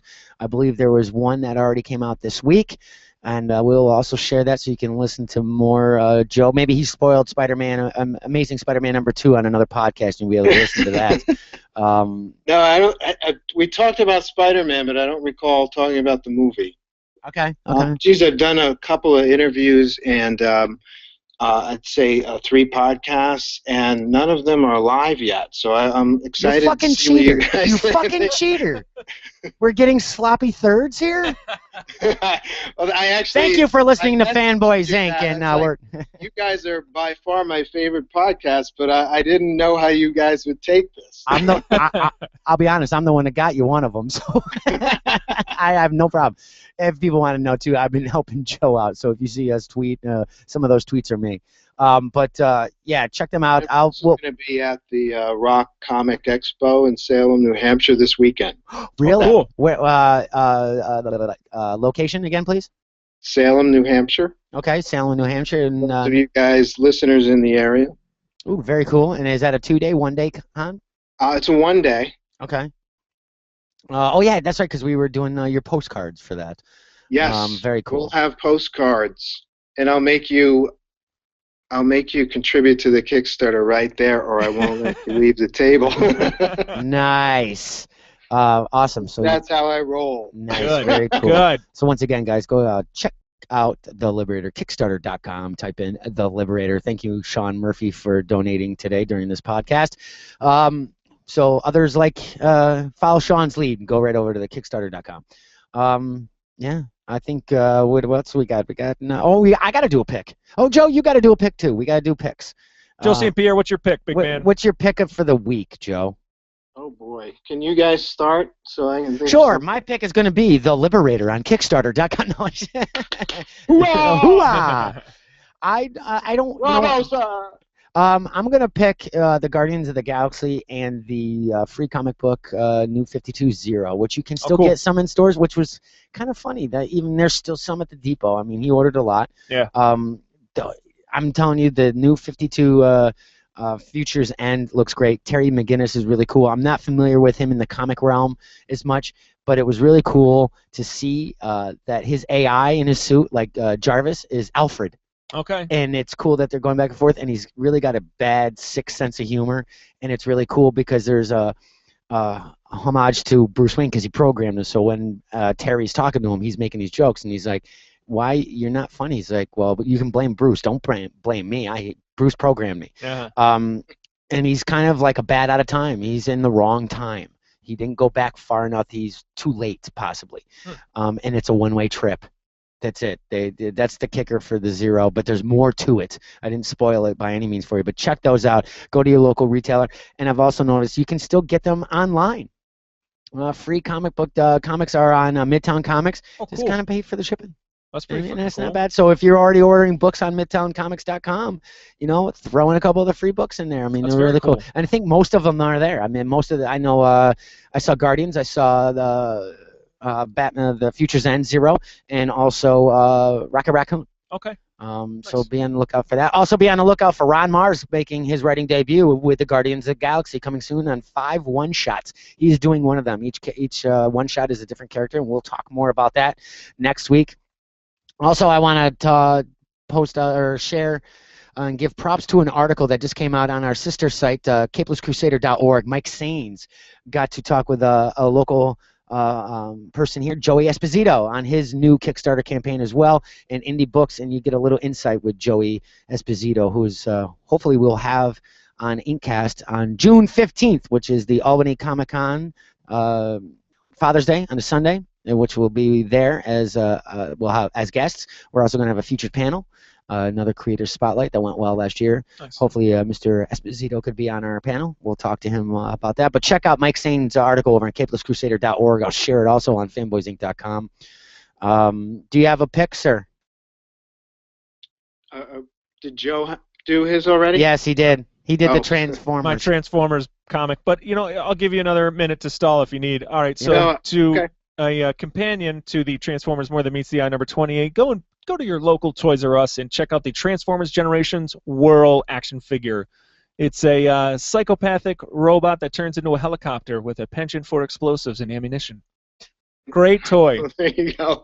Did you read that description off the back of the box? If not, they should hire you. Yes, yeah, please. I love it. Yes, please.